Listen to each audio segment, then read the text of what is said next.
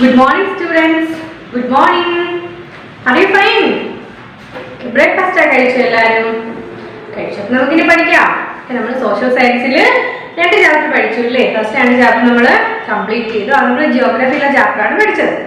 ഇനി നമുക്ക് ഹിസ്റ്ററിയിലെ ഒരു ചാപ്റ്റർ സ്റ്റാർട്ട് ചെയ്യാം. പേജ് നമ്പർ നോക്കിക്കേ. Page number 3. അതായത് നമ്മുടെ 59 എത്രയാണ്? 61ാമത്തെ പേജ്, 62ാമത്തെ പേജ് കഴിഞ്ഞിട്ട് യൂണിറ്റ് 2 ഏഷ്യൻ പീരീഡ് എന്ന് പറഞ്ഞൊരു പേജ് കിടക്കുന്നു. അതില്ല, ഹിസ്റ്ററി പാർട്ടില്ല. നമ്മൾ first chapter introduction to history ആണ് നമ്മൾ പഠിക്കാൻ പോകുന്നത്. ഇവിടെ പേജ് നമ്പർ ടീച്ചർ പറഞ്ഞു എത്രയാണ്? 62 അല്ലേ? 62 കഴിഞ്ഞിട്ട് ഒരു പേജ് ഉണ്ട്, യൂണിറ്റ് 2 ഏഷ്യൻ പീരീഡ്. അതിലെ ഫസ്റ്റ് ചാപ്റ്റർ ആണ് നമ്മൾ പഠിക്കുന്നത്. Introduction to history. നമ്മൾ ഹിസ്റ്ററി ആണ് പഠിക്കുന്നത് കേട്ടോ. Introduction to history.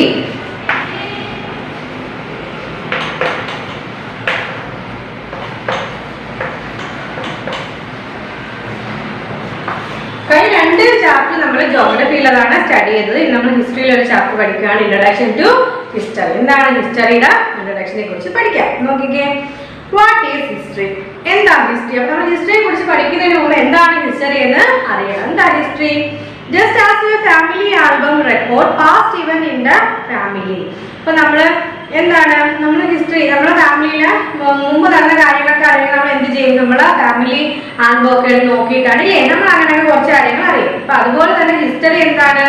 History records the past of our world. നമ്മുടെ വേൾഡിൽ പണ്ട് സംഭവിച്ച പണ്ടത്തെ കാര്യങ്ങളെ കുറിച്ച് അല്ലേ അറിയുന്നതാണ്, അല്ലെ റെക്കോർഡ് ചെയ്യുന്നതാണ് ഹിസ്റ്ററി എന്ന് പറയുന്നത്. ഹിസ്റ്ററി എന്താ ചെയ്യുന്നത്? History record the past of our world. നമ്മുടെ വേൾഡിലെ പാസ്റ്റ് റെക്കോർഡ് ചെയ്യുകയാണ് ഹിസ്റ്ററി. പണ്ട് കാലത്ത് നടന്ന സംഭവങ്ങളൊക്കെ. History answer questions like how did man live in earlier times, why did war take place, why do we have so many different kind of peoples, customs and languages. അപ്പോൾ എന്താണ് history? നമുക്ക് ഈ question എല്ലാം answer ചെയ്യണം. ഏതാ question ആണ്? How did man in earlier ടൈംസിൽ, earlier ടൈംസിൽ പണ്ട് കാലത്ത് മനുഷ്യർ എങ്ങനെയാണ് ജീവിച്ചിരുന്നത്, പിന്നെ അല്ലേ എങ്ങനെയാണ് യുദ്ധങ്ങൾ ഉണ്ടാവുന്നത്, അല്ലെങ്കിൽ വാർ എപ്പോഴാണ്, എങ്ങനെയാണ് യുദ്ധങ്ങൾ നടന്നത്, why do we have so many different kind of people. നമ്മള് ലോകത്തിൽ പലതരത്തിലുള്ള ആളില്ലേ, പലതരത്തിലുള്ള ആളുകളുണ്ട്, അതുപോലെ കസ്റ്റംസ് ലാംഗ്വേജ് ഒക്കെ ഉണ്ട്. അപ്പൊ അതൊക്കെ എന്തുകൊണ്ടാണ്? ഈ ഒരു ക്വസ്റ്റ്യൻസ് ഒക്കെ നമുക്ക് ആൻസർ തരുന്ന ആരാണ്? നമ്മുടെ ഹിസ്റ്ററിയാണ്. The answers to such questions are found in the remain and record left behind by our ancestors. നമ്മുടെ ancestors അല്ലേ, ancestors ഉപേക്ഷിച്ച അല്ലെങ്കിൽ അവർ കണ്ടെത്തി തന്ന ഉപേക്ഷിച്ച നമ്മുടെ റെക്കോർഡ്സിൽ നിന്നാണ് അല്ലേ, റെക്കോർഡ്സിൽ നിന്നൊക്കെയാണ് നമ്മൾ എന്ത് ചെയ്യുന്നത്? ഈ ഒരു ക്വസ്റ്റിനുള്ള ആൻസർ ഒക്കെ നമ്മൾ കണ്ടെത്തുന്നത്. പണ്ടുള്ള ആളുകൾ എങ്ങനെയാണ് ജീവിച്ചത് നമുക്കറിയാൻ പറ്റും. പണ്ടുള്ള ആളുകൾ നമ്മുടെ ancestors ഉപയോഗിച്ച റെക്കോർഡുകൾ ഉപയോഗിച്ചിട്ടാണ്, അത് യൂസ് ചെയ്തിട്ടാണ് നമ്മൾ അറിയുന്നത് പണ്ടുള്ള ആളുകൾ എങ്ങനെയാണ് ജീവിച്ചിരുന്നത്. പണ്ടത്തെ ഒരു കാലം എന്ന് പറയുന്നത് ഈ രീതിയായിരുന്നു. അന്നൊക്കെ നമ്മൾ പഠിക്കുന്നത് എന്താണ്? നമ്മുടെ ancestors ലെഫ്റ്റ് ചെയ്ത റെക്കോർഡുകൾ യൂസ് ചെയ്തിട്ടാണ്. History may be defined as a careful and systematic study of past events on the basis of available material remains and records. അപ്പോൾ ഹിസ്റ്ററിയെ നമുക്ക് എങ്ങനെ ഡിഫൈൻ ചെയ്യാം? History may be defined as a careful and systematic study of past events. അതായത് past ഇവന്റിലെ പണ്ട് കാലത്ത് ഉണ്ടായ സംഭവങ്ങളെ കുറിച്ചുള്ള നമ്മുടെ കെയർഫുൾ ആയിട്ടുള്ള സിസ്റ്റമാറ്റിക് സ്റ്റഡിയിലെ സൂക്ഷ്മവും ഒരു കൃത്യതയോടു കൂടിയ ഒരു പഠനം അല്ലെ പാസ്റ്റ് ഇവന്റിനെ കുറിച്ച്. On the basis of available material remain and records. എന്തിന്റെ അടിസ്ഥാനത്തിൽ? നമുക്ക് അവൈലബിൾ ആയിട്ടുള്ള മെറ്റീരിയൽസിന്റെയും എന്താണ് റെക്കോർഡ്സിന്റെയും ഒക്കെ അടിസ്ഥാനത്തിൽ, അതിന്റെ അടിസ്ഥാനത്തിൽ നമ്മൾ പണ്ട് നടന്ന സംഭവങ്ങളെ സൂക്ഷ്മവും കൃത്യതയോടു കൂടി നടത്തുന്ന പഠനമാണ് എന്തെന്ന് പറയുന്നത്? ഹിസ്റ്ററി എന്ന് പറയുന്നത്. എന്താണ് ഹിസ്റ്ററി? നമുക്ക് എങ്ങനെ ഡിഫൈൻ ചെയ്യാം? History may be defined as a careful and systematic study of past events. പണ്ട് നടന്ന സംഭവങ്ങളെ നമ്മൾ കെയർഫുൾ ആയിട്ടും സിസ്റ്റമാറ്റിക് ആയിട്ടും പഠനം നടത്തുന്നു. എന്തിന്റെ അടിസ്ഥാനത്തിൽ? On the basis of available material remains and records. നമുക്ക് അവൈലബിൾ ആയിട്ടുള്ള റെക്കോർഡ്സിന്റെയും മെറ്റീരിയൽസും ഒക്കെ വെച്ചിട്ട് പണ്ട് നടന്ന സംഭവങ്ങളുടെ എല്ലാം ഒരു കൃത്യവും സൂക്ഷ്മമായിട്ടുള്ള പഠനം നടത്തുന്ന ആ പഠനമാണ് എന്തെന്ന് പറയുന്നത്? ഹിസ്റ്ററി എന്ന് പറയുന്നത്. ഹിസ്റ്ററി നമുക്ക് അങ്ങനെ ഡിഫൈൻ ചെയ്യാം. A person who carries out such studies and records the finding is called a historian. അപ്പോൾ എന്താണ് ഇങ്ങനെ ഈ ഒരു പഠനം നടത്തുന്ന ആളെ അല്ലെങ്കിൽ അല്ലെങ്കിൽ ഈ ഒരു പഠനം നടത്തി റെക്കോർഡ് തയ്യാറാക്കുന്ന ആളുകളെ അല്ലെങ്കിൽ ഫൈൻഡിങ്സ് ഈ ഒരു പഠനം നടത്തി ഫൈൻഡിങ്സ് റെക്കോർഡ് ചെയ്യുന്ന ഒരാളെ നമുക്ക് എന്ത് പറയാം? ഒരു വ്യക്തിയെ നമുക്ക് ഹിസ്റ്റോറിയൻ, ചരിത്രകാരൻ നമുക്ക് പറയാം. അപ്പൊ എന്താണ് ഹിസ്റ്റോറിയൻ? ആരാണ് ഹിസ്റ്റോറിയൻ? ആരാണ് ഹിസ്റ്റോറിയൻ? നമുക്ക് എങ്ങനെ പറയാം? എന്താണ്? A person who carry out such studies and records the findings is called a historian. അങ്ങനെ പഠനം നടത്തി അതിന്റെ ഫൈൻഡിങ്സ് എല്ലാം റെക്കോർഡ് ചെയ്യുന്ന ഈ ഒരു വ്യക്തിയെ നമുക്ക് എന്തെന്ന് പറയാം? ഹിസ്റ്റോറിയൻ, ചരിത്രകാരൻ എന്ന് പറയാം. അപ്പൊ നമ്മൾ എന്തൊക്കെ പഠിച്ചു? ഹിസ്റ്ററി എന്താണെന്ന് പഠിച്ചു. ഹിസ്റ്റോറിയൻ എന്താണെന്ന് പഠിച്ചു. ഹിസ്റ്ററി എന്ന് വെച്ചാൽ നമ്മൾ പണ്ട് കാലത്ത് നടന്ന പാസ്റ്റ് ഇവന്റ്സിനെ എല്ലാം കെയർഫുൾ ആയിട്ട് സിസ്റ്റമാറ്റിക് ആയിട്ട് സ്റ്റഡി ചെയ്തു. On the basis of available material remains and റെക്കോർഡ്സിന്റെയും മെറ്റീരിയൽസിന്റെ അടിസ്ഥാനത്തിൽ പാസ്റ്റ് ഇവന്റ്സിനെ എല്ലാം കെയർഫുൾ ആയിട്ട് സിസ്റ്റമാറ്റിക് ആയിട്ട് സ്റ്റഡി ചെയ്യുന്നതാണ് ഹിസ്റ്ററി എന്ന് പറയുന്നത്. ഇങ്ങനെ സ്റ്റഡി ചെയ്തിട്ട് ഫൈൻഡിങ്സ് എല്ലാം റെക്കോർഡ് ചെയ്യുന്ന ആളാണ് ഹിസ്റ്റോറിയൻ, ചരിത്രകാരൻ എന്ന് പറയുന്നത്. ഇത്രയും ക്ലിയർ ആയോ നമുക്കൊക്കെ? ഓക്കെ. ഇനി വെൻ ഓഫ് പാസ്റ്റ് ഇവന്റ്സ്, എപ്പോഴാണ് ഈ പാസ്റ്റ് ഇവന്റ്, അതായത് പണ്ടുകാലത്തെ സംഭവങ്ങൾ എപ്പോഴാണെന്നാണ് നമ്മൾ ഇനി പഠിക്കുന്നത്. നോക്കിക്കേ. The historian arrange past events in order of time, that is events that happen first followed by events that happen later. This order is called chronology. ഇനി അടുത്ത നമ്മൾ പഠിക്കുന്നത് എന്താണ്? ക്രോണോളജി.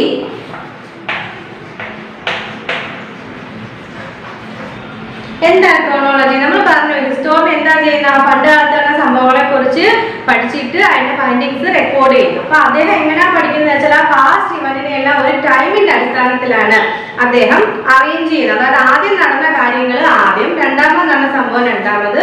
അപ്പൊ അങ്ങനെ ഒരു രീതിയിലാണ്. ഇപ്പൊ ഒന്നാമത് നടന്ന സംഭവം ആദ്യം, രണ്ടാമത് ഡേറ്റ് ചെയ്ത വർഷം നടന്ന അത്, അങ്ങനെ ഇങ്ങനെ ഒരു ടൈമിന്റെ ബേസിലാണ് അദ്ദേഹം അതിനെ ഓരോ സംഭവങ്ങളെ അറേഞ്ച് ചെയ്ത് കൊണ്ടുപോകുന്നത്. അങ്ങനെ ടൈമിന്റെ ബേസിൽ അറേഞ്ച് ചെയ്യുന്നതിനാണ് നമ്മൾ എന്തെന്ന് പറയുന്നത്?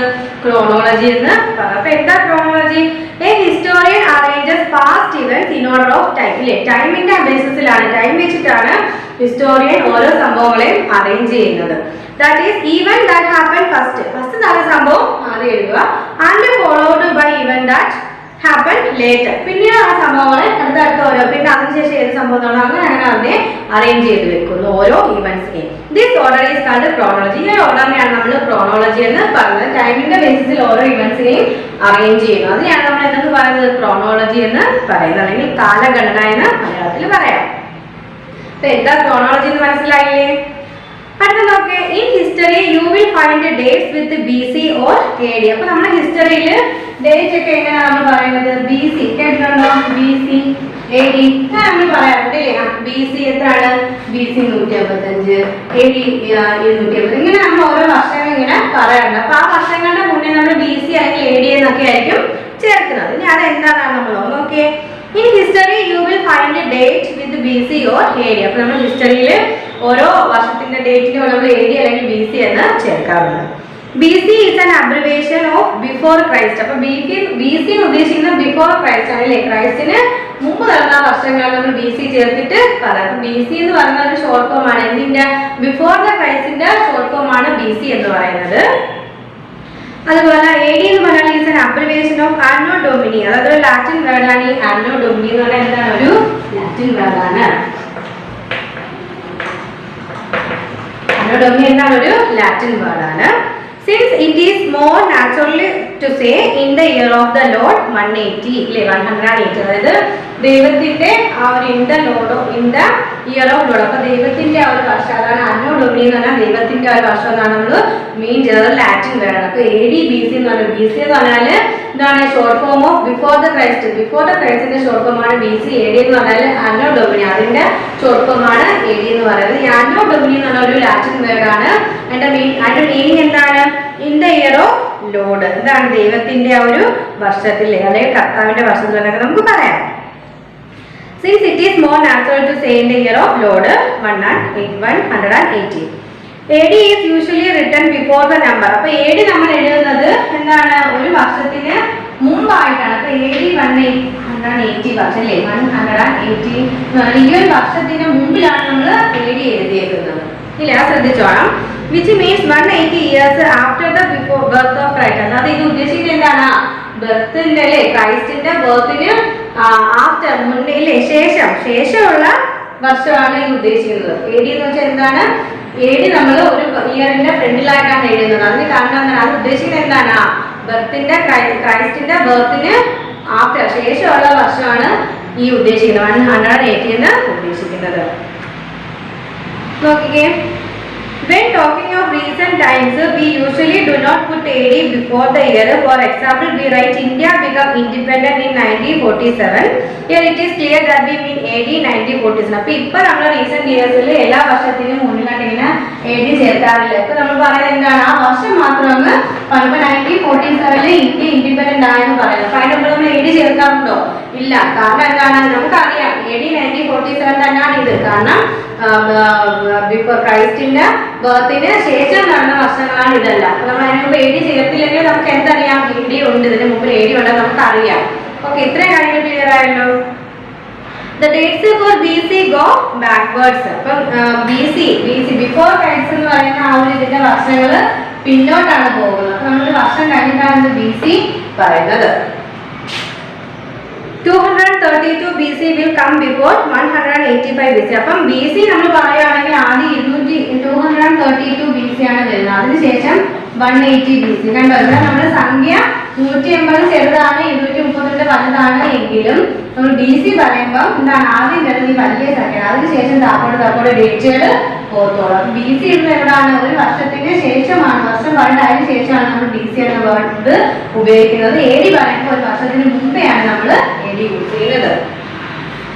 To calculate the number of years between a date in BC and AD, one in AD, the two should be added together. For example, 250 BC to and AD 150 means a period of 400 years. അപ്പം ഈ AD BC രണ്ട് വർഷങ്ങൾ തമ്മിൽ കൂട്ടണം, add ചെയ്യണം. നമ്മൾ ആദ്യം 2 വർഷം തന്നേക്കുന്ന ADയിലെ BCയിലെ വർഷങ്ങൾ തമ്മിൽ ആഡ് ചെയ്യണം. ഇവിടെ എത്ര തന്നേക്കുന്നത്? 250 BC തന്നേക്കുന്നു. AD എത്ര തന്നിട്ടുണ്ട്? AD 150 തന്നേക്കുന്നു. ഈ 250യും 150യും കൂടെ ആഡ് ചെയ്താൽ മതി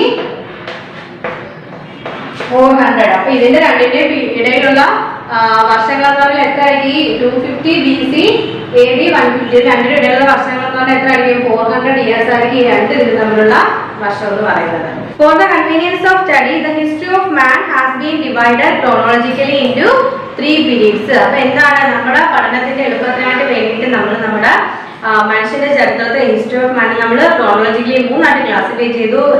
ഏൻഷ്യൻ പീരീഡ് എന്നും എന്താണ് മീഡിയവൽ പീരീഡ് എന്നും മോഡേൺ പീരീഡ് എന്നും. അപ്പൊ നമ്മൾ അടുത്ത പഠിക്കുന്നത് ഏൻഷ്യൻ പീരീഡ്. ഏൻഷ്യൻ പീരീഡിനെ കുറിച്ചാണ് നമ്മൾ അടുത്ത സ്റ്റഡി ചെയ്യുന്നത്. ഇത്രയും കാര്യങ്ങൾ മനസ്സിലായോ?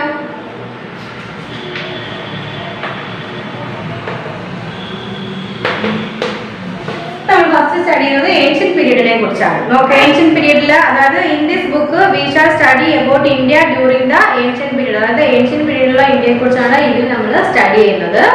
The ancient period in India extended from the time when a man first emerged to the time when the Arabs conquered Sindh in AD 712. അപ്പം AD 712 നമ്മുടെ അറബ് സിന്ധിനെ എന്ത് ചെയ്തു? അറബികൾ ഇതിനെ കീഴടക്കിയ ആ കാലം വരെ മനുഷ്യൻ ആദ്യമായിട്ട് ഉയർന്നു വന്ന ആ ഒരു കാലം മുതലൊക്കെ ഇന്ത്യയിലെ പുരാതന കാലം നീണ്ടു നിൽക്കുക. എവിടെ തൊട്ടാണ്? അത് അറബികള് സിന്ധ് കീഴടക്കി AD 712 സിന്ധ് കീഴടക്കിയ ആ ഒരു കാലം തൊട്ടില്ലേ മനുഷ്യൻ നമ്മുടെ ആദ്യമായിട്ട് ഉയർന്നു വന്ന ഒരു കാലഘട്ടം വരെ നമ്മുടെ ഈ ഏൻഷ്യൻ പീരീഡിൽ കാണും. അല്ലെങ്കിൽ ഇന്ത്യയുടെ പുരാതന കാലം നീണ്ടു നിൽക്കുന്നു. During this period, man evolved from a mere hunter and food gatherer to farmer and then to a trader. അപ്പോൾ ഈ ഒരു കാലഘട്ടത്തിൽ എന്തായിരുന്നു? ഡ്യൂറിംഗ് ദിസ് പീരീഡിൽ മനുഷ്യൻ എന്ന് പറയുന്നത് കേവലം എന്താണ്? ഒരു വേട്ടക്കാരൻ അല്ലേ, ഭക്ഷണം ശേഖരിക്കുന്നവനും എന്നതിലുപരി എന്താണ്? എന്നതിൽ നിന്നൊരു കൃഷിക്കാരൻ അല്ലെങ്കിൽ ഒരു ട്രേഡ് അല്ലേ, ഒരു വ്യാപാരി, ഈ ഒരു ഇതിലേക്കായിരുന്നു ആ മനുഷ്യന്റെ പോക്കെന്ന് പറയുന്നത്. He went on established cities and later large kingdoms. ആദ്യം അദ്ദേഹം എന്താണ്? ഒരു സിറ്റീസ് ആണ് എസ്റ്റാബ്ലിഷ് ചെയ്തതിന് ശേഷം ഓരോ കിങ്ഡംസ് എസ്റ്റാബ്ലിഷ് ചെയ്യാൻ തുടങ്ങി.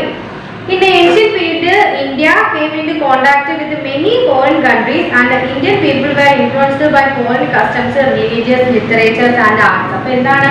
ഈ ഒരു ഏൻഷ്യന്റ് പീരീഡിൽ ഇന്ത്യ ബാക്കി ഫോറിൻ കൺട്രീസുമായിട്ട് നല്ല വ്യാപാര ബന്ധം പുലർത്തിയിരുന്നു അല്ലേ. ഫോറിൻ കൺട്രീസുമായിട്ട് നല്ല റിലേഷൻ ഉണ്ടായിരുന്നു ഇന്ത്യക്ക് അല്ലെ, ഇന്ത്യ കോണ്ടാക്ട് ചെയ്തിരുന്നു. അതുപോലെ തന്നെ എന്താണ്? ഇന്ത്യൻ പീപ്പിൾ എന്ന് പറഞ്ഞാൽ ഫോറിൻ കസ്റ്റംസിലും റിലീജിയൻസിലും ലിറ്ററേച്ചർ ആർട്ടിലും എല്ലാം ഇൻഫ്ലുവൻസ്ഡ് ആയിരുന്നു. അടുത്ത നോക്കേ, പ്രീ ഹിസ്റ്ററി ആൻഡ് ഹിസ്റ്ററി, അതായത് ചരിത്രാതീതവും ചരിത്രത്തിന് മുമ്പുള്ള കാര്യങ്ങൾ നമ്മൾ ഈ അടുത്ത പറയും. പ്രീ ഹിസ്റ്ററി ആൻഡ് ഹിസ്റ്ററി, ചരിത്രാതീതവും ചരിത്രവും. At the beginning of the ancient period, man did not lead a settled life but wandered from place to place. നമുക്കറിയാല്ലേ, പണ്ട് കാലത്ത് മനുഷ്യരെ കുറിച്ച് നമുക്ക് പഠിക്കാൻ നമുക്കറിയാം. അവർക്കൊരു പ്രത്യേക താമസ സ്ഥലമൊന്നുമില്ല. അവർ ഒരു സ്ഥലത്ത് നിന്ന് ഒരു സ്ഥലത്തേക്ക് ആഹാരത്തിന് വേണ്ടി താമസ സൗകര്യത്തിനൊക്കെ ഇങ്ങനെ അറിഞ്ഞുകൊണ്ടിരിക്കുകയായിരുന്നു അല്ലേ. ഒരു സ്ഥലത്ത് സ്ഥിരതാമസക്കാരല്ലായിരുന്നു. He did not know how to read or write. എങ്ങനെയാണ് എഴുതുന്നത് വായിക്കുന്നത് ഒന്നും എങ്ങനെയാണെന്ന് അവർക്ക് അറിയില്ലായിരുന്നു. And he has not left behind any written records of the time. അതുകൊണ്ട് തന്നെ അന്നത്തെ കാലത്ത് എന്താണ് എഴുത്തും വായന അറിയാത്തതുകൊണ്ടാണ് എഴുതി സൂക്ഷിച്ച ഒരു രേഖകൾ നമുക്ക് പണ്ട് കാലത്ത് നിന്ന് കിട്ടില്ലായിരുന്നു. കാരണം അവർക്ക് എഴുത്തും വായനയും അറിയില്ല.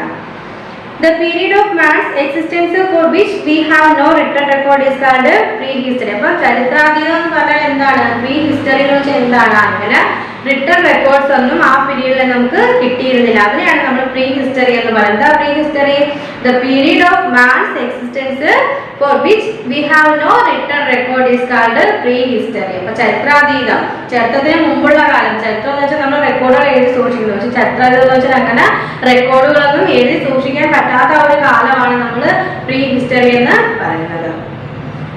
Historians draw conclusions about this period by studying such durable remains as bones, tools, weapons and cave shelters. അപ്പം ചരിത്രകാരന്മാരല്ലേ ഹിസ്റ്റോറിയൻസ് എങ്ങനെയാണ് ഇതിനെക്കുറിച്ചൊരു കൺക്ലൂഷനിൽ എത്തിയത്? പ്രീ ഹിസ്റ്ററിയെ കുറിച്ച് എങ്ങനെ ഒരു കൺക്ലൂഷനിലേക്ക് എത്തി? നശിച്ചു പോകാതിരിക്കുന്ന ബോൺസ്, എല്ലുകളിൽ നിന്നും, അതുപോലെ തന്നെ ടൂൾസ്, അവർ ഉപയോഗിച്ച ടൂൾസ്, വെപ്പൺസ്, കേവ് ഷെൽട്ടർ, ഗുഹകളാണ് അവർ താമസത്തിന് വേണ്ടി ഉപയോഗിച്ചത്. അപ്പൊ അതിൽ നിന്നൊക്കെയാണ് ചരിത്രകാരന്മാർ പ്രീ ഹിസ്റ്ററിയെ കുറിച്ചൊരു കൺക്ലൂഷനിലോട്ട് എത്തിച്ചേർന്നത്.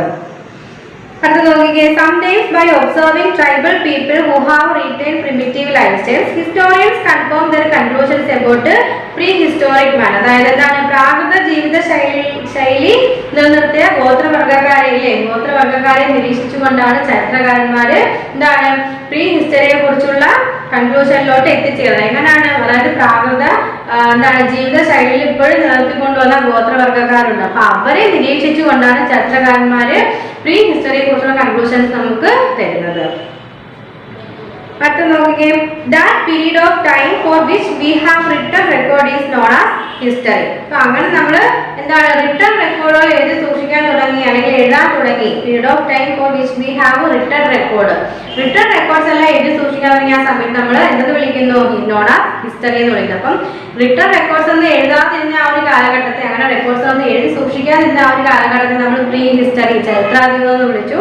ഇങ്ങനെ റിട്ടൺ റെക്കോർഡ്സ് എല്ലാം എഴുതി സൂക്ഷിക്കാൻ തുടങ്ങിയ ഒരു കാലഘട്ടത്തെ നമ്മൾ എന്തെന്ന് വിളിക്കുന്നു? ഹിസ്റ്ററി എന്നും വിളിക്കുന്നു. That period of time for which we have written record is known as history. അല്ലേ, നമുക്ക് റിട്ടൺ റെക്കോർഡ്സുകളൊക്കെ കിട്ടി തുടങ്ങി. അടുത്തത് നോക്കേ, the written records provide details such as date of event, names of people and places and so on. അപ്പോൾ ഇതിന്റെ written records നമുക്ക് എന്തൊക്കെയാണ് പ്രൊവൈഡ് ചെയ്യുന്നത്? ഡീറ്റെയിൽസ്, പല ഡീറ്റെയിൽസ് നമുക്ക് നൽകുന്നത്. ഇതിനെ കുറിച്ച് ഡേറ്റ് ഓഫ് ഇവന്റ്, ഏതൊരു ഇവന്റ് എപ്പോഴാണ് നടന്നത്, അത് അതിലെ നെയിം ഓഫ് പീപ്പിൾ, അവിടെ അടുത്ത ജനങ്ങളുടെ പേരില്ലേ, അവിടുത്തെ മെയിൻ ആൾക്കാരുടെ പേര്, അവിടുത്തെ പ്ലേസസ്, ഇതിനെല്ലാം ഡീറ്റെയിൽസ് തരാൻ നമ്മുടെ റെക്കോർഡ്സിന്, റിട്ടൺ റെക്കോർഡ്സിന് സാധിക്കുന്നു. അതൊക്കെ വേർ ഓഫ് പാസ്റ്റ് ഇവന്റ് ഇല്ലേ, മുൻകാല സംഭവങ്ങൾ എവിടെ നടന്നു, നമ്മൾ എപ്പോഴാണ്, ടൈമിനെ കുറിച്ചാണ് നമ്മൾ നേരത്തെ പറഞ്ഞത് അല്ലേ. ഹിസ്റ്റോറിയൻസ് ടൈം അനുസരിച്ച് ഓരോ ഇവന്റ്സിനെ റെക്കോർഡ് ചെയ്യും. ഇനി അത് എവിടെ നടന്നു ഇല്ലേ, ഓരോ മുൻകാല സംഭവങ്ങൾ എവിടെ നടന്നു, വേർ ഓഫ് പാസ്റ്റ് ഇവന്റ്സ്, അതിനെ കുറിച്ചാണ് നമ്മൾ നോക്കുന്നത്. നോക്കിക്കേ, while describing events of the ancient period, the historian has to identify the locations where they took place. അപ്പോൾ എന്താണ് പണ്ട് നടന്ന ഒരു ഇവന്റ്സിനെ കുറിച്ച്, ഏഷ്യൻ പീരീഡിൽ നടന്ന ഒരു ഇവന്റ്സിനെ കുറിച്ച് ഡിസ്ക്രൈബ് ചെയ്യണമെങ്കിൽ ഹിസ്റ്റോറിയൻ എന്തറിയണം? ലൊക്കേഷൻ അറിയണം. ആ ഒരു പാസ്റ്റ് ഇവന്റ് എവിടാ നടന്നത് എന്നുള്ള ലൊക്കേഷൻ നമ്മുടെ ഹിസ്റ്റോറിയൻ അറിഞ്ഞിരിക്കണം. This often becomes difficult because things like the course of a river, the name of a place, territorial boundaries, etc. change with time. അപ്പോൾ എന്താണ്, അത് ഭയങ്കര ഡിഫിക്കൽട്ട് ആണ്. അങ്ങനെ ഒരു ഇവന്റ് എവിടാണ് നടന്നതെന്ന് കണ്ടുപിടിക്കാൻ ഭയങ്കര ഡിഫിക്കൽട്ടാണ്. കാരണം എന്താണ്, നദികൾ ചിലപ്പം ദിശമാറി ഒഴുകുമ്പോഴത്തേനും അതിന്റെ പേര് മാറും. അതുപോലെ തന്നെ പല പണ്ടത്തെ സ്ഥലങ്ങളുടെ പേരുകൾ മാറി ഇന്ന് പുതിയ പേരാണ് അറിയപ്പെടുന്നത്. അതുകൊണ്ട് തന്നെ ഹിസ്റ്റോറിയൻസിന് ഭയങ്കര ഡിഫിക്കൽട്ടാണ് പണ്ട് ഒരു സംഭവം നടന്നത് എവിടെയാണെന്ന് രേഖപ്പെടുത്താനായിട്ട് അല്ലേ. You can see some of the rivers of northwestern India in the given map. നമുക്ക് ഫിഗർ 1.1 കണ്ടോ? അതിൽ കുറെ റിവറിന്റെ പേര് തന്നിട്ടുണ്ട്, പണ്ടത്തെയും ഇപ്പോഴത്തെയും പേര്. അപ്പൊ അങ്ങനെ ഇങ്ങനെ നദികളുടെ പേര് കണ്ടോ മാറി മാറി വരും. അപ്പൊ ഹിസ്റ്റോറിയൻസിന് ഭയങ്കര ബുദ്ധിമുട്ടാണ് എവിടാണ് ഈ സംഭവം നടന്നതെന്ന് റെക്കോർഡ് ചെയ്ത് വെക്കാൻ. Several of these rivers have changed their ancient courses and have got new names. അങ്ങനെ ഇതിൽ ആ ഒരു മാപ്പിൽ കാണുന്ന പല നദികളുടെയും പേരുകൾ ഇപ്പം മാറിയിട്ടുണ്ട്. അവയെല്ലാം പല ദിശയിലോട്ട് ഒഴുകാൻ തുടങ്ങി. ചിലതിന്റെയൊക്കെ പേര് മാറിയിട്ടുണ്ട്.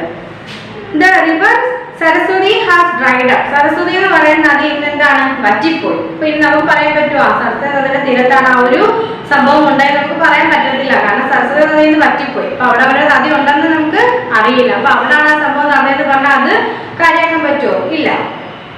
Only a part of this river now exists as the river Ganga. അപ്പൊ ഇന്ന് അതിന്റെ ഒരു പാർട്ട് മാത്രമേ ഉള്ളൂ. ബാക്കി സരസ്വതി എന്ന് പറയുന്ന ഒരു നദി വറ്റിപ്പോയി. ഇന്ന് അതിന്റെ ഒരു പാർട്ട് മാത്രമേ, ഗംഗ എന്ന് പറയുന്ന ഒരു പാർട്ട് മാത്രമേ ഇന്ന് നിലവിലുള്ളൂ.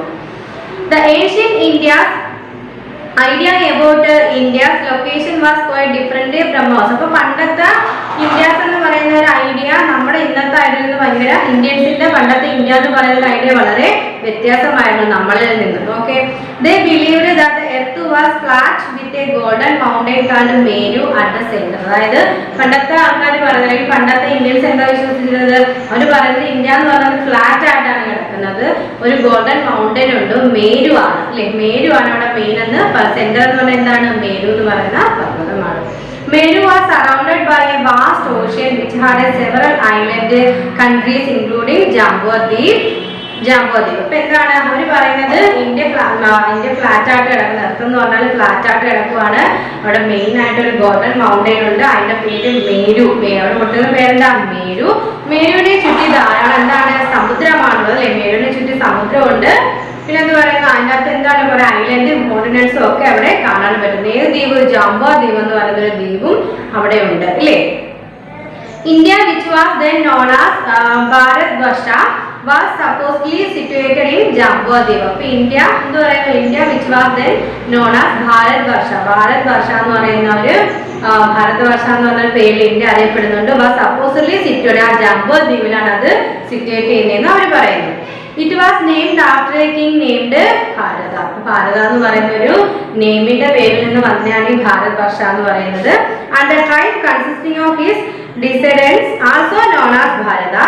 To this day India is known as Bharatvarsha or Bharat. Today ഇപ്പൊ ഇന്നത്തെ കാലത്ത് നമ്മൾ എന്തെന്ന് പറയുന്നു? ഭാരതം. നമ്മൾ ഇന്ത്യന്റെ ഭാരതമാണെന്ന് പറയത്തില്ല. അപ്പൊ ഇന്ത്യ ഭാരതവും ഇക്കാലത്ത് നമ്മൾ ഭാരതം എന്നുള്ള വേർഡ് യൂസ് ചെയ്യുന്നുണ്ട്. പക്ഷെ ഇന്ന് ഫ്ലാറ്റ് ആണെന്ന് പറയുന്നുണ്ടോ? എർത്ത് ഇല്ല, ഭൂമിയുടെ ആകൃതിയൊക്കെ നമ്മൾ പഠിച്ചതാണ്. The earliest Indian text refer to the region watered by the Indus and its tributaries as Saptasindhu. അപ്പൊ പണ്ട് നമ്മുടെ ഇന്ത്യൻ ടെക്സ്റ്റിൽ റെഫർ ചെയ്യുന്നത് സിന്ധു എന്ന് പറഞ്ഞിട്ടുള്ള ഒരു നദിയുണ്ട്. അപ്പൊ ഇൻഡസ് അത് സിന്ധു എന്നാണ് ഇപ്പൊ നമ്മൾ പറയുന്നത്. And it is tributaries are Saptasindhu. അതിന്റെ പോഷക നദികളെല്ലാം കൂടെ നമ്മൾ സപ്തസിന്ധു എന്നാണ് വിളിച്ചുകൊണ്ടിരുന്നത്. The Persians called it Hepta Hindu. The Greek were the first to use the name India. അപ്പം പെർഷ്യൻസ് ഹെപ്ത ഹിന്ദു എന്നാണ് വിളിച്ചുകൊണ്ടിരുന്നത്. ഗ്രീക്കുകാരാണ് ആദ്യമായിട്ട് എന്ത് യൂസ് ചെയ്തത്? ഇന്ത്യ എന്ന് പറയുന്ന നെയിം യൂസ് ചെയ്തത് ആരാണ്? ഗ്രീക്കുകാരാണ്. ഗ്രീക്കുകാരാണ് ഇന്ത്യ എന്ന് പറയുന്ന നെയിം ഫസ്റ്റ് യൂസ് ചെയ്തത്. അത് നോക്കേ, the ancient Indian text sometimes refer to the region lying between the Himalaya and the Vindhya and extending from the western coast to the eastern coast as ആര്യവർത്ത. അപ്പൊ നമ്മുടെ ancient ടെക്സ്റ്റിൽ ഇതും കൂടെ പറഞ്ഞു. Something refers region, ഏതൊക്കെ റീജിയനിലാണ്?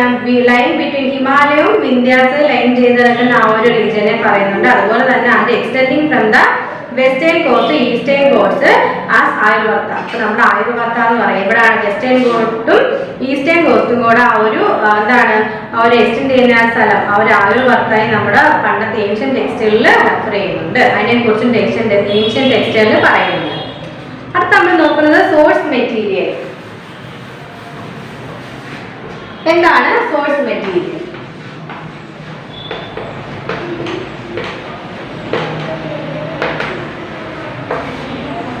എന്താ source material നോക്കേ. How does the historian reconstruct event that happen long ago? ഇല്ലേ, എങ്ങനെയാണ് പണ്ട് നടന്ന സംഭവങ്ങളെ നമ്മുടെ ഹിസ്റ്റോറിയൻസ് റീകൺസ്ട്രക്ട് ചെയ്യുന്നത്? The historian's work is as existing as that of detective who draws conclusions from clues and evidence. ഇതേ ഒരു ഡിറ്റക്റ്റീവിനെ പോലെ, ഹിസ്റ്റോറിയൻ ഡിറ്റക്റ്റീവിനെ പോലാണ് വർക്ക് ചെയ്തത്. എന്നിട്ട് അദ്ദേഹം പല ക്ലൂസിൽ നിന്നും എവിഡൻസിൽ നിന്നും എല്ലാം എന്താണ് കൺക്ലൂഷനിലോട്ട് എത്തിച്ചേരും. In history the evidence are called source material. അപ്പൊ നമ്മുടെ ഹിസ്റ്ററിയിൽ ഈ എവിഡൻസിനെ എല്ലാം വിളിക്കുന്ന പേരാണ് സോഴ്സ് മെറ്റീരിയൽ. അപ്പൊ എന്താ നമ്മൾ സോഴ്സ് മെറ്റീരിയൽ പറഞ്ഞത്? നമ്മുടെ ഹിസ്റ്ററിയിൽ സോഴ്സ് മെറ്റീരിയൽ എന്ന് വെച്ചാൽ എന്താണ്? In history the evidence are called source material. നമ്മുടെ എവിഡൻസിനെ, നമുക്ക് കിട്ടുന്ന ഓരോ തെളിവുകളെയും, പണ്ട് കാലങ്ങളെ കുറിച്ച് നമുക്ക് കിട്ടുന്ന ഓരോ തെളിവുകളെയും നമ്മൾ എന്താണ് പറയുന്നത്? സോഴ്സ് മെറ്റീരിയൽ എന്നാണ് പറയുന്നത്. They may be divided into two categories, archaeological and literary. അപ്പോൾ നമുക്ക് ഇതിനെ രണ്ടായിട്ട് ക്ലാസിഫൈ ചെയ്യാം. ഈ സോഴ്സ് മെറ്റീരിയലിനെ നമുക്ക് രണ്ടായിട്ട് ക്ലാസിഫൈ ചെയ്യാം. എങ്ങനെയൊക്കെയാണ്? ആർക്കിയോളജിക്കൽ സോഴ്സ് മെറ്റീരിയൽ ഉണ്ട്, ലിറ്റററി സോഴ്സ് മെറ്റീരിയൽ ഉണ്ട്. ആർക്കിയോളജിക്കൽ സോഴ്സ് മെറ്റീരിയൽ എന്താ നമുക്ക് നോക്കാം. ഓക്കെ, അടുത്ത് നമ്മൾ നോക്കുന്നത് എന്താണ്? Archaeological source material. നോക്കിക്കേ, the study of material remain of past human existence is called archaeology. അതായത് നമ്മൾ പണ്ടത്തെ എന്താണ്, പണ്ട് കാലത്തെ ആ ഒരു ഹ്യൂമൻ എക്സിസ്റ്റൻസിനെ കുറിച്ച് നമുക്ക് പഠിക്കാൻ കിട്ടുന്ന ആ ഒരു മെറ്റീരിയൽസിനെയാണ് നമ്മൾ ആർക്കിയോളജി എന്ന് പറയുന്നത്. പുരാവസ്തു ഇല്ലേ, പണ്ട് നമുക്ക് എന്താണ്, പണ്ടുള്ള മനുഷ്യരെ കുറിച്ച് അല്ലെങ്കിൽ പണ്ടത്തെ ഹ്യൂമൻ ലൈഫിനെ കുറിച്ച് നമുക്ക് പഠിക്കാൻ കിട്ടുന്ന ആ ഒരു മെറ്റീരിയലിനെ നമ്മൾ പറയുന്നത് എന്താണ്? ആർക്കിയോളജി എന്നാണ് നമ്മൾ പറയുന്നത്. These remain include tools, weapons, articles of daily use, coins, buildings, writings on object, etc. ഇതിനകത്ത് എന്തൊക്കെ വരും? ആർക്കിയോളജിക്കൽ സോഴ്സസിൽ എന്തൊക്കെ വരും? അന്ന് കാലത്ത് അവർ ഉപയോഗിച്ചിരുന്ന, പണ്ട് കാലത്ത് അവർ ഉപയോഗിച്ചിരുന്ന ടൂൾസ്, വെപ്പൺസ്, അവർ യൂസ് ചെയ്ത കോയിൻ ഇല്ലേ, ഇതൊക്കെ അതിൻ്റെ അകത്ത് വരുന്ന, ഈ ആർക്കിയോളജിക്കൽ സോഴ്സിൻ്റെ അകത്ത് വരുന്ന കാര്യങ്ങളാണ്.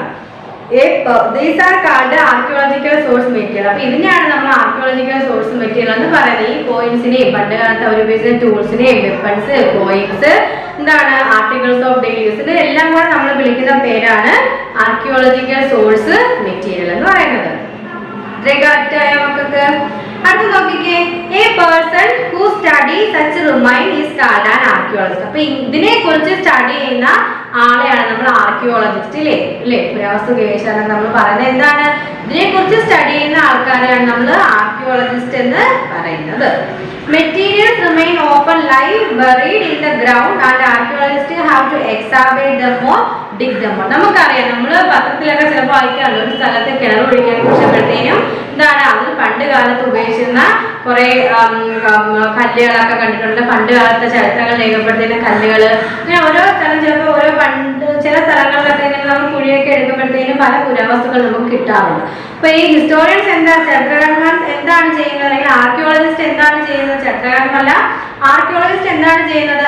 നമ്മുടെ ഭൂമിക്കടിയിൽ കിടക്കുന്ന എന്താണ്, ഭൗതിക അവശിഷ്ടങ്ങൾ പലപ്പോഴും നമ്മുടെ മണ്ണിനടിയിലായിരിക്കും കിടക്കുന്നത്. അപ്പൊ അതിനെയൊക്കെ ഈ ആർക്കിയോളജിസ്റ്റ് കുഴിച്ചെടുക്കും. മണ്ണിൽ കിടക്കുന്നതിനെല്ലാം കണ്ടെത്തി കുഴിച്ചെടുക്കുകയൊക്കെ ചെയ്യുന്നുണ്ട് നമ്മുടെ ഈ ആർക്കിയോളജിസ്റ്റ്. അത് നോക്കേ, ആർട്ട് ഫാക്ട്. എന്താണ് art fact?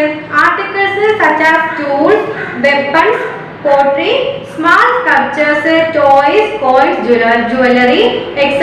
made and used by man are called artifacts. അപ്പോൾ പണ്ട് കാലത്ത് ആൾക്കാർ ഉപയോഗിച്ചിരുന്ന, അല്ലെങ്കിൽ ഇപ്പോഴും ഉപയോഗിക്കുന്ന, പണ്ട് കാലത്ത് ഉപയോഗിച്ചിരുന്ന ടൂൾസ് ആയാലും വെപ്പൺസ് ആയാലും സ്കൾപ്ചേഴ്സ്, ടോയ്സ്, കോയിൻസ്, എല്ലാം നമ്മൾ പറയുന്നത് എന്താണ്?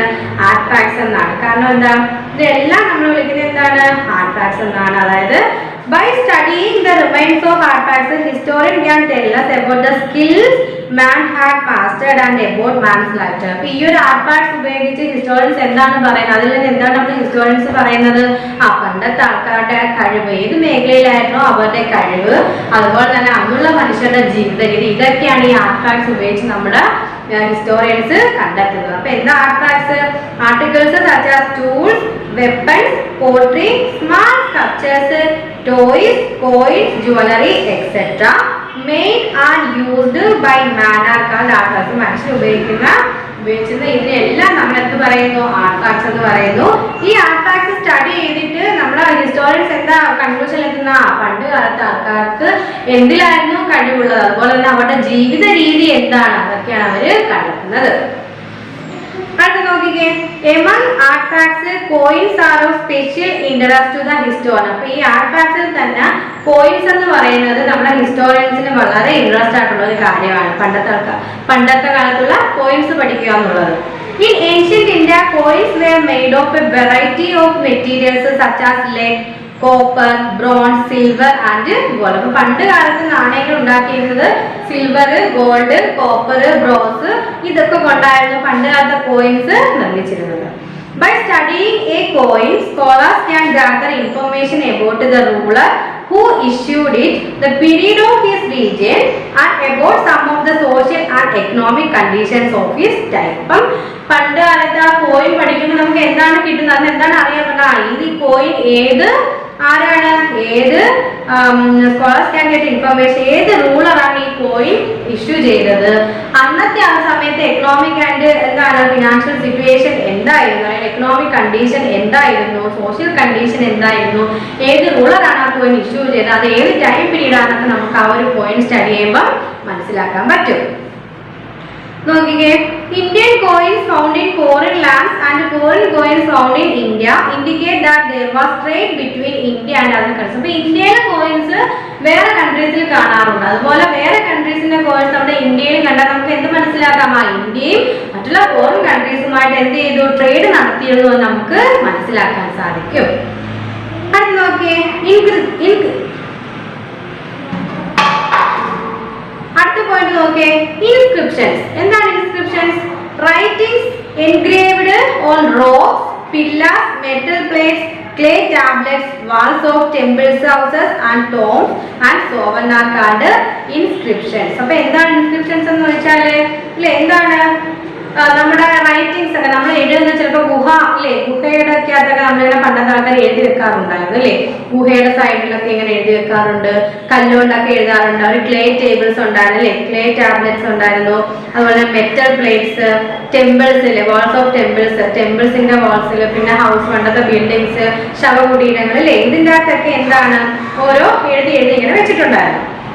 അതിനെല്ലാം കൂടെ നമ്മൾ വിളിക്കുന്നത് ഇൻസ്ക്രിപ്ഷൻസ് എന്നാണ്. എന്താണ് ഇൻസ്ക്രിപ്ഷൻസ്?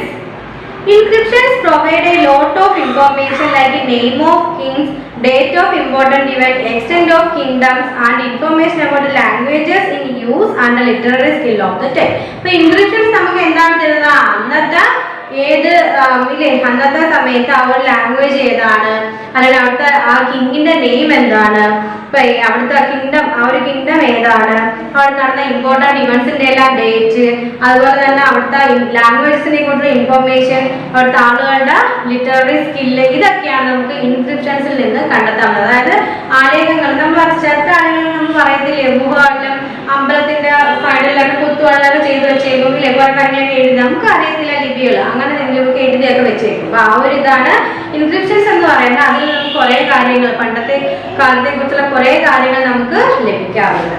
ഇനി അടുത്ത മോണുമെന്റ്സ്. മോണുമെന്റ്സ് എന്ന് വെച്ചാൽ എന്താണ്, സ്മാരകങ്ങൾ ഇല്ലേ, നമുക്ക് കേട്ടിട്ടുള്ളത് ഇതൊക്കെ. Temples, forts, places and other structures built for some special purposes are called monuments. അപ്പോൾ എന്താ monuments? Temples, forts, place, palaces and other structures. അതായത് കുറെ നമ്മൾക്ക് അറിയാം, പണ്ടത്തെ കാലത്ത് കുറെ കെട്ടിടങ്ങളും അതുപോലെ തന്നെ അമ്പലങ്ങളും ഒക്കെ ഓരോ സ്പെഷ്യൽ പർപ്പസിന് വേണ്ടിയിട്ട് കെട്ടാറുണ്ടായിരുന്നു അല്ലേ. താജ്മഹൽ നമുക്കറിയില്ലേ, സ്മാരകമാണല്ലേ, ഷാജഹാൻ മുംതാസിന് വേണ്ടി പണിയെടുപ്പിച്ച ഒരു സ്മാരകം. അപ്പൊ അതെന്താണ്, അതൊക്കെ എന്താ മോണുമെന്റ്സ് എന്നാണ്. അത് സ്പെഷ്യൽ പർപ്പസിന് വേണ്ടിയിട്ട് കിട്ടിയ സ്മാരകങ്ങളാണ്. അതിനെ എല്ലാം നമ്മൾ ഒരുമിച്ച് വിളിക്കുന്ന പേരാണ് മോണുമെന്റ്സ് എന്ന് പറയുന്നത്. The study of old monuments provide valuable information about the occasions on which they were built, the artistic skill of that time, the religion promoted by the builders and so on.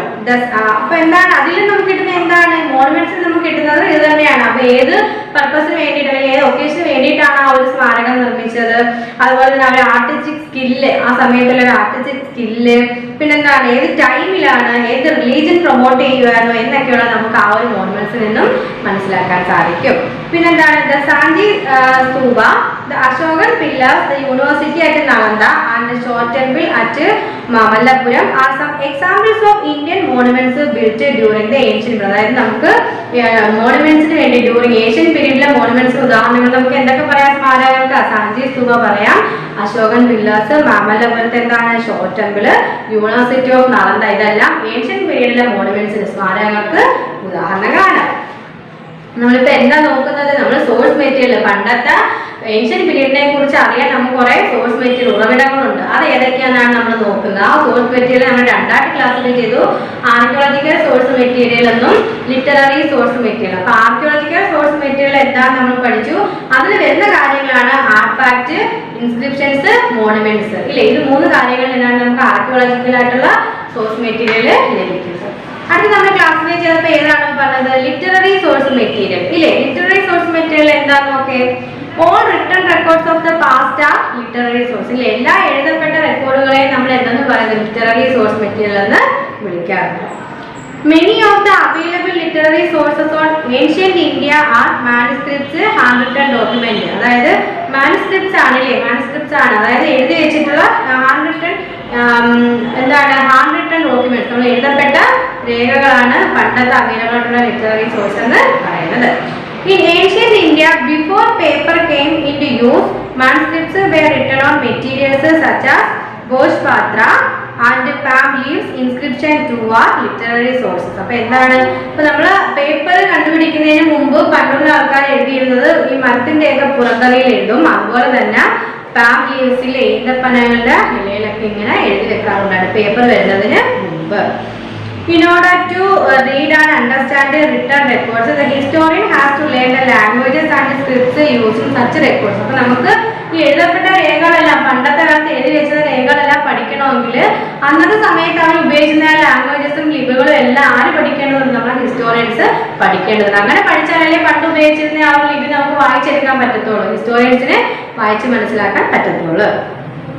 Some of these ancient languages such as Prakrit and scripts such as Brahmi are no longer in use. അപ്പോൾ പണ്ട് കാലത്ത് അങ്ങനെ use ചെയ്തിരുന്ന ലിപികളാണ് പ്രാകൃത്, അതുപോലെ തന്നെ ബ്രാഹ്മി എന്നൊക്കെ പറയുന്നത്. പക്ഷെ അത് ഇന്ന് യൂസ് ചെയ്യുന്നില്ല. When inscriptions written in such forgotten languages and scripts were discovered, scholars had to put in a lot of effort. അപ്പൊ അങ്ങനെ ആ ഭാഷകൾ ഇന്ന് ഉപയോഗിക്കുന്നില്ല. അപ്പൊ എന്ത് ചെയ്യണം? നമ്മുടെ സ്കോളേഴ്സ് അതിനെക്കുറിച്ച് പഠിച്ചിട്ട് അത് മനസ്സിലാക്കിയിട്ട് വേണം ആ രേഖകളൊക്കെ വായിച്ച് കൺക്ലൂഷനിൽ എത്തിച്ചേരാന്ന് പറയുന്നത് നമ്മുടെ ഹിസ്റ്റോറിയൻസിന് എന്താണ് ഭയങ്കര ഡിഫിക്കൽട്ട് ആയിട്ടുള്ള ഒരു ജോലിയാണ്. Scholars there are some ancient scripts that historians have not yet been able to read. അപ്പോൾ പണ്ടത്തെ കുറച്ച് എന്താണ് സ്ക്രിപ്റ്റ് നമുക്ക് ഇന്നും ഹിസ്റ്റോറിയൻസിന് വായിക്കാൻ പറ്റത്തില്ല. Literary sources are of two kind, religious and secular. Literary സോഴ്സിനെ നമ്മൾ വീണ്ടും രണ്ടായിട്ട് ക്ലാസിഫൈ ചെയ്യുന്നു. റിലീജിയസ് സോഴ്സ് എന്നും സെക്യുലർ സോഴ്സ്. അത് റിലീജിയസ് മതപരവും, സെക്യുലർ എന്താണ്? മതേതരവും അല്ലേ, മതപരമായിട്ട് അല്ല. ഇനി എന്താണ് റിലീജിയസ് ലിറ്ററേച്ചർ നോക്കിയാലോ. Okay, religious literature. Writings on religious themes are called religious literature. അതായത് നമ്മൾ റിലീജിയസിനെ തീമായിട്ട് വെച്ചിട്ട് നമ്മൾ എഴുതുന്നില്ലേ, റിലീജിയസ് തീം വെച്ചിട്ട് നമ്മൾ എഴുതുന്ന ലിറ്ററേച്ചർ തന്നെയാണ് നമ്മൾ റിലീജിയസ് ലിറ്ററേച്ചർ എന്ന് പറയുന്നത്. The Vedas of the ഹിന്ദുക്കളുടെ Vedas, Pitakas of the ബുദ്ധിസ്റ്റുകളുടെ Pitakas, and Angas of the Jains are examples of Indian work of religious literature. അപ്പോൾ റിലീജിയസ് ലിറ്ററേച്ചറിലുള്ള ഇന്ത്യൻ വർക്കിന് എക്സാമ്പിൾസ് ആണ് നമ്മൾ ഈ പറഞ്ഞത്. ഹിന്ദുസ് ഓഫ് വേദാസ്, ഹിന്ദുക്കളുടെ വേദങ്ങള്, Pitakas of ബുദ്ധിസ്റ്റുകളുടെ Pitakas, and Angas of ജൈനരുടെ Angas. ഇത് ഇത്ര എന്താണ് ഇന്ത്യൻ വർക്കിലുള്ള റിലീജിയസ് ലിറ്ററേച്ചറിന്റെ എക്സാമ്പിൾസ് ആണ്. അപ്പൊ നമ്മൾ ലിറ്റററി സോഴ്സ് മെറ്റീരിയലിനെ നമ്മൾ രണ്ടായിട്ട് ക്ലാസിഫൈ ചെയ്യുന്നുണ്ട്. റിലീജിയസ് ലിറ്ററേച്ചർ എന്നും സെക്യുലർ ലിറ്ററേച്ചർ എന്നും. റിലീജിയസ് ലിറ്ററേച്ചർ എന്താണ്? Writing on religious themes are called religious literature. അതായത് എന്താണ്? നമ്മൾ മതപരമായിട്ടുള്ള ഏതെങ്കിലും തീം വെച്ചിട്ട് എഴുതുന്നതിനെയാണ് നമ്മൾ റിലീജിയസ് ലിറ്ററേച്ചർ എന്ന് പറയുന്നത്. വേദാസിലെ വേദങ്ങള്, ബുദ്ധിസ്റ്റുകളുടെ പിതാക, ഇതെല്ലാം എന്താണ്? റിലീജിയസ് റൈറ്റിംഗ്സിന് എക്സാമ്പിൾസ് ആണ്. അതെന്താണ് സെക്യുലർ ലിറ്ററേച്ചർ? നമ്മൾ പറയേ മതേതരമല്ല, മതപരമായിട്ടുള്ള ഒന്നും അല്ല എഴുതുന്നത്. Literature not connected with religion.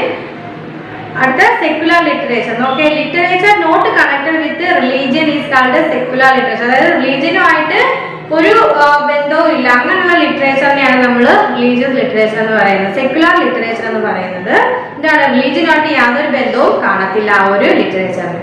Secular literature include poetry, drama, the account of foreign travelers, the work on science, grammar and politics. അപ്പോൾ എന്താണ് സെക്യുലർ ലിറ്ററേച്ചർ? എന്തൊക്കെയാണ് വരുന്നത്? മതപരമായിട്ടുള്ള ഒരു കാര്യങ്ങളും വരുന്നില്ല, പകരം പൊളിറ്റിക്സ്, ഗ്രാമർ, ഡ്രാമ, ഇല്ലേ, പോയട്രി, ഇതൊക്കെയാണ് നമ്മുടെ സെക്യുലർ ലിറ്ററേച്ചറിൽ വരുന്നത്.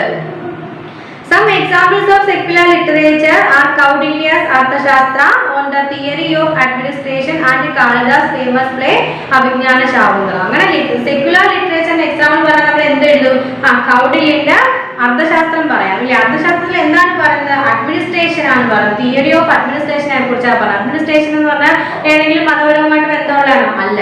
അപ്പൊ അതെന്താണ്? നമ്മുടെ സെക്യുലർ ലിറ്ററേച്ചറിന്റെ എക്സാമ്പിൾ ആണ് കൗഡില്യന്റെ അർത്ഥശാസ്ത്രം, അതുപോലെ കാളിദാസിന്റെ അഭിജ്ഞാന ശാകുന്തളം. ഇതെല്ലാം എന്താണ്? ഒരു മതവുമായിട്ട് ബന്ധപ്പെട്ടതല്ല. അപ്പൊ അത് രണ്ട് നമുക്ക് എന്തിന് എക്സാമ്പിൾ പറയാം? നമ്മുടെ സെക്യുലർ ലിറ്ററേച്ചറിന്റെ എക്സാമ്പിൾ പറയാം. അപ്പൊ നമ്മൾ എന്താ പറയുന്നത്? സോഴ്സ് മെറ്റീരിയൽ ഇല്ലേ, നമുക്ക് പണ്ടത്തെ കാര്യങ്ങളെ കുറിച്ച് അറിയണമെങ്കിൽ എന്തെങ്കിലും ഉറവിടങ്ങൾ വേണം. അങ്ങനെയുള്ള ഉറവിടങ്ങളാണ് നമ്മൾ സോഴ്സ് മെറ്റീരിയൽ എന്ന് പറയുന്നത്. രണ്ട് തരത്തിൽ നമുക്ക് സോഴ്സ് മെറ്റീരിയലിനെ ക്ലാസിഫൈ ചെയ്തൊക്കെയാണ്. ആർക്കിയോളജിക്കൽ സോഴ്സ് മെറ്റീരിയൽ എന്നുണ്ട്, ലിറ്റററി സോഴ്സ് മെറ്റീരിയലും ഉണ്ട്. ആർക്കിയോളജിക്കൽ സോഴ്സ് മെറ്റീരിയൽ എന്ന് പറഞ്ഞാൽ അതിൻ്റെ അകത്ത് നമ്മൾ എന്തൊക്കെ പറഞ്ഞു? ആർട്ടിഫാക്ട്സ് അല്ലേ, പണ്ടത്തെ ടൂൾസും വെപ്പൺസും പോയിട്ട് ഒക്കെ ഉപയോഗിച്ച് നമുക്ക് അതിൽ നിന്നൊക്കെ നമുക്ക് പണ്ടത്തെ കാര്യങ്ങളെ കുറിച്ച് മനസ്സിലാക്കാം. ഇൻസ്ക്രിപ്ഷൻസ്, പണ്ട് ഗുഹാലുകൾ ടെമ്പിളുകളൊക്കെ എഴുതി വെച്ചിട്ട് അതിനെക്കുറിച്ച് നമുക്ക് അതിൽ നിന്നൊക്കെ നമുക്ക് പണ്ടത്തെ വിവരങ്ങൾ കിട്ടും. ഇൻസ്ക്രിപ്ഷൻസ്, പിന്നെ മോണമെന്റ്സിലെ പണ്ട് കാലത്തുള്ള സ്മാരകങ്ങളിൽ നിന്ന് നമുക്ക് വിവരങ്ങൾ കിട്ടാറുണ്ട്. ഇനി ലിറ്റററി സോഴ്സ് മെറ്റീരിയൽ എന്ന് പറയുമ്പോഴത്തേനും എന്താണ്? എഴുതപ്പെട്ടയാണ്. നമ്മൾ പേപ്പർ വരുന്നതിന് മുമ്പ് നമ്മൾ പറഞ്ഞു എന്തിലൊക്കെയാണ്? മരത്തിന്റെ ഒക്കെ പുറത്തൊലിയിൽ ഫാമിലീസിലൊക്കെയാണ് എഴുതി വെച്ചുകൊണ്ടിരുന്നത്. അപ്പൊ അതിൽ തന്നെ റിലീജിയസ് ലിറ്ററേച്ചർ ഉണ്ട്, സെക്യുലർ ലിറ്ററേച്ചർ ഉണ്ട്. റിലീജിയസ് എന്ന് വെച്ചാൽ ഏതെങ്കിലും ഒരു മതവും തീം വെച്ചിട്ടില്ലേ, മതത്തിന്റെ വിഷയം വെച്ചിട്ട് നമ്മൾ എഴുതുന്നതാണ് റിലീജിയസ് ലിറ്ററേച്ചർ എന്ന് പറയുന്നത്. സെക്യുലർ ലിറ്ററേച്ചർ എന്ന് പറയുമ്പോഴത്തേനാണ് പ്രത്യേകിച്ച് ഒരു മതത്തെ കുറിച്ച് നമ്മൾ അതിൽ പറയുന്നില്ല, അല്ലാതെ പൊളിറ്റിക്സോ ഡ്രാമയോ പോയോ അതൊക്കെ പറയുന്നതാണ് സെക്യുലർ ലിറ്ററേച്ചർ എന്ന് പറയുന്നത്. ഇനി എന്താണ് ഇമ്പോർട്ടൻസ് ഓഫ് ലിറ്റററി സോഴ്സസ്? ഈ ലിറ്റററി സോഴ്സസിന്റെ ഇമ്പോർട്ടൻസ് എന്താണ്? പ്രാധാന്യം എന്താണ്? Literary sources tell us a lot about the political practices, religious belief and social norms of their times and about the nature of tools, weapons, clothes and jewelry used in those times. അപ്പൊ എന്താണ് literary source? എന്തൊക്കെയാണ് നമുക്ക് തരുന്നത്? പണ്ട് കാലത്ത് നിലനിന്ന ആ ഒരു പൊളിറ്റിക്കൽ പ്രാക്ടീസ്, അത് എന്താണ്? പൊളിറ്റിക്കൽ രാഷ്ട്രീയപരമായിട്ടുള്ള കാര്യം എന്താണ്? അവിടെ എന്താണ്? റിലീജിയസ് എന്തായിരുന്നു? അവരുടെ ബിലീഫ് എന്താണ്? അവിടുത്തെ സോഷ്യൽ നോംസ് എങ്ങനെയായിരുന്നു? അതുപോലെ തന്നെ ആ ടൈമിലുള്ള വെപ്പൺസ് ഏത് രീതിയാണ്? ക്ലോത്ത്, ജുവലറി, ഇതൊക്കെ ഏത് രീതിയാണ്, എന്താണ് ഉപയോഗിച്ചിരുന്നതെന്ന് നമുക്ക് ആര് പറഞ്ഞു തരുന്നു? ഈ ലിറ്റററി സോഴ്സ് നമുക്ക്, ലിറ്റററി സോഴ്സ് നമുക്ക് പറഞ്ഞു തരുന്നുണ്ട്. മനസ്സിലായോ ഇത്രയും? പിന്നെ നമ്മൾ സ്റ്റഡി ചെയ്ത് നമ്മൾ ഹിസ്റ്ററി എന്താണെന്ന് പഠിച്ചു ഇല്ലേ, ഹിസ്റ്റോറിയൻ ആരാന്ന് പഠിച്ചു, പിന്നെ ക്രോണോളജി എന്താ? ടൈം അനുസരിച്ചിട്ട് ഇവന്റ്സിനെ അറേഞ്ച് ചെയ്യും. ക്രോണോളജി എന്താണെന്ന് സ്റ്റഡി ചെയ്തു. പിന്നെ നമ്മൾ എന്താണ് ഓരോ ഇത് പറഞ്ഞില്ലേ, നമുക്ക് പ്രീ ഹിസ്റ്ററിയും പറഞ്ഞു. പ്രീ ഹിസ്റ്ററി എന്ന് വെച്ചാൽ ചരിത്രം, എഴുതപ്പെട്ട രേഖകളൊന്നും ഇല്ലാത്ത ഒരു സമയമാണ് ചരിത്രാതീതം. പ്രീ ഹിസ്റ്ററി ചരിത്രം എന്ന് വെച്ചാൽ റെക്കോർഡ്സ് എല്ലാം എഴുതി സൂക്ഷിക്കുന്ന ആ ഒരു കാലഘട്ടം. പിന്നെ നമ്മൾ പറഞ്ഞ എന്താണ്? സോഴ്സ് മെറ്റീരിയൽ പറഞ്ഞു ഇല്ലേ. സോഴ്സ് മെറ്റീരിയൽ തന്നെ രണ്ടെണ്ണം ഉണ്ട്, ആർക്കിയോളജിക്കൽ സോഴ്സ് മെറ്റീരിയലും ലിറ്റററി സോഴ്സ് മെറ്റീരിയലും. ഇത് ക്ലിയർ ആയ നമുക്ക്? നമ്മുടെ ഈ ചാപ്റ്ററിനെ കുറിച്ചുള്ള കുറച്ച് എക്സസൈസിലെ ക്വസ്റ്റ്യൻസ് ടീച്ചർ വീഡിയോയുടെ ബാക്കിൽ ഉൾപ്പെടുത്തിയേക്കാം. നിങ്ങൾ നോട്ട്സ് എഴുതണം, ഏത് ടീച്ചറിന് മെസ്സേജ് ചെയ്യുക, അതുപോലെ വോയിസ് മെസ്സേജ് വിടുക. എന്തെങ്കിലും ഡൗട്ട് ഉണ്ടോ ഇത്രയും പഠിപ്പിച്ചതിൽ? എന്തെങ്കിലും ഡൗട്ട് ഉണ്ടോ?